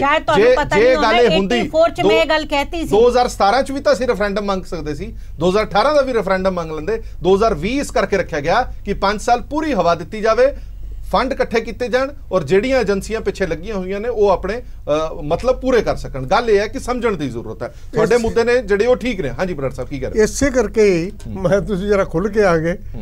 ਇਹ 2019 ਦੀ ਇਲੈਕਸ਼ਨ ਜਿਹੜੀ ਨਾ ਸਾਰਾ ਕੁਝ ਉਹੀ ਕਰਵਾ ਰਹੀ ਹੈ। ਸਿੱਖਾਂ ਨੂੰ ਬਹੁਤ ਚੌਕਸ ਰਹਿਣ ਦੀ ਲੋੜ ਹੈ, ਬਿਲਕੁਲ ਹੀ ਸਾਫ਼ ਤੌਰ ਤੇ ਬਚਣ ਦੀ ਲੋੜ ਹੈ। ਇਹਨਾਂ ਦੇ ਟ੍ਰੈਪ ਚ ਨਾ, ਇਹਨਾਂ ਦੇ ਜਾਲ ਚ ਨਾ ਫਸਣ। ਕਿਸੇ ਨੇ ਕੋਈ ਖਾਲਿਸਤਾਨ ਦੀ ਸਿੱਖ ਮੰਗ ਨਹੀਂ ਕਰਦੇ, ਨਾ ਖਾਲਿਸਤਾਨ ਦੀ ਕਿਸੇ ਨੇ ਮੰਗ ਕੀਤੀ ਸੀ। ਇਹਦੇ ਪਿੱਛੇ ਸਿਆਸਤ ਹੈ, ਸਿਆਸਤ ਤੋਂ ਬਚਣਾ ਚਾਹੀਦਾ ਇਹਨਾਂ ਨੂੰ। ਠੀਕ ਹੈ, ਸਿਆਸਤ ਤੋਂ ਬਚਣ ਦੀ ਜ਼ਰੂਰਤ ਹੈ ਕਿਉਂਕਿ ਬਹੁਤ ਸਾਰੀਆਂ ਚੀਜ਼ਾਂ ਨੇ ਜਿਹੜੀਆਂ ਸ਼ਾਇਦ ਅੱਖੋਂ ਦੇਖੇ ਨਜ਼ਰ ਨਹੀਂ ਆਉਂਦੀਆਂ, ਪਰ ਉਹਦੇ ਪਿੱਛੇ ਜਿਹੜਾ ਇਤਿਹਾਸ ਹੈ ਉਹ ਬੜਾ ਕੁਝ ਦਿਖਾਉਂਦਾ ਹੈ। ਅੱਜ ਜੇਕਰ ਤੁਸੀਂ ਉਹਨਾਂ ਦੀ ਵੈਬਸਾਈਟ ਦੇਖੋਗੇ ਰੈਫਰੈਂਡਮ 2020 ਦੀ, ਜਿਸ ਸਰਵਰ ਤੋਂ ISI ਦੀ ਵੈਬਸਾਈਟ ਚੱਲ ਰਹੀ ਹੈ ਉਸੇ ਸਰਵਰ ਤੋਂ ਰੈਫਰੈਂਡਮ 2020 ਦੀ ਵੀ ਚੱਲ ਰਹੀ ਹੈ, ਤੇ ਜਿੱਥੋਂ ਸਹਿਜੇ ਹੀ ਅੰਦਾਜ਼ਾ ਲਾਇਆ ਜਾ ਸਕਦਾ ਹੈ ਕਿ ਕੌਣ ਇਸ ਨੂੰ ਸਪੋਰਟ ਕਰ ਰਿਹਾ। ਬੈਂਸ ਸਾਹਿਬ ਇੱਕ ਆਖਰੀ ਸਵਾਲ ਮੈਂ ਤੁਹਾਡੇ ਤੋਂ ਜ਼ਰੂਰ ਪੁੱਛਾਂਗਾ। ਹੁਣ ਇਸ ਮੁੱਦੇ ਦੇ ਉੱਤੇ ਇਹਨਾਂ ਦੀ ਇੱਕ ਮੀਟਿੰਗ ਹੋ ਗਈ ਹੈ ਔਰ ਕਹਿੰਦੇ ਨੇ ਕਿ ਹੁਣ ਅਸੀਂ ਅੱਗੇ ਵੱਲ ਵੱਧ ਰਹੇ ਹਾਂ। ਭਾਰਤ ਸਰਕਾਰ ਨੇ ਵਾਰ-ਵਾਰ ਅਪੀਲ ਦਲੀਲ ਕੀਤੀ ਪਰ ਉਹਨਾਂ ਦੀ ਦਲੀਲ ਨਹੀਂ ਮੰਨੀ ਗਈ। ਅਜਿਹੇ ਦੇ ਵਿੱਚ ਭਾਰਤ ਸਰਕਾਰ ਜਾਂ ਪੰਜਾਬ ਸਰਕਾਰ ਕੀ ਕਰ ਸਕਦੀ? ਨਹੀਂ, ਮੈਂ ਤਾਂ ਦੇਖੋ ਗੱਲ ਸ਼ੁਰੂ 'ਚ ਬਰਾੜ ਸਾਹਿਬ ਨੇ ਕੀਤੀ ਸੀ, ਮੈਂ ਉਹਨਾਂ ਪੂਰੀ ਤਰ੍ਹਾਂ ਮੁਤਫਿਕ ਹਾਂ। ਮੈਂ ਤਾਂ ਬਲਕਿ ਅੱਜ ਆਪਾਂ ਪ੍ਰੋਗਰਾਮ ਕਰ ਰਹੇ ਹਾਂ, ਚਲੋ ਆਪਾਂ ਠੀਕ ਹੈ ਕਰ ਲਿਆ, ਠੀਕ ਹੈ। ਮੈਂ ਤਾਂ ਸਮਝਦਾ ਇੱਦਾਂ ਦੇ ਜਿਹੜੇ ਇਸ਼ੂਜ਼ ਹੁੰਦੇ ਨਾ ਇਹਨਾਂ ਨੂੰ ਇਗਨੋਰ ਕਰਨਾ ਬਣਦਾ ਹੈ, ਕਿਉਂਕਿ ਇਹਨਾਂ ਨੂੰ ਨਾ ਤਾਂ ਕੋਈ ਦੇਖੋ ਪਿੱਛੇ ਲੋਕ ਇਹਨਾਂ ਦੇ ਨਾਲ ਨੇ। ਲੋਕਾਂ ਦਾ, ਪੰਜਾਬ ਦੇ ਲੋਕਾਂ ਦਾ ਇਹ ਮਸਲਾ ਆ। ਕਿੱਥੇ ਪੰਜਾਬ ਦੇ ਪਿੰਡਾਂ ਦੇ ਵਿੱਚ ਜਾ ਕੇ ਦੇਖੋ ਮਸਲੇ ਹੋਰ ਨੇ। ਇਹ ਜਦੋਂ ਖਾਲਿਸਤਾਨ ਦੀ ਗੱਲ ਕਰੋਗੇ ਤੁਸੀਂ ਉਹਨਾਂ ਮਸਲਿਆਂ ਬਾਰੇ ਭੁਲਾਓਗੇ, ਪਹਿਲਾਂ ਉਹਨਾਂ ਮਸਲਿਆਂ ਨੂੰ ਧਿਆਨ ਹਟਾਉਣ ਦੇ ਲਈ ਇੱਦਾਂ ਦੇ ਮਸਲੇ ਖੜੇ ਕੀਤੇ ਜਾਂਦੇ ਹੁੰਦੇ ਆ ਔਰ ਇਹ ਆਪਣਾ ਨੁਕਸਾਨ ਹੀ ਕਰਨ ਵਾਲੀ ਗੱਲ ਹੁੰਦੀ ਹੈ।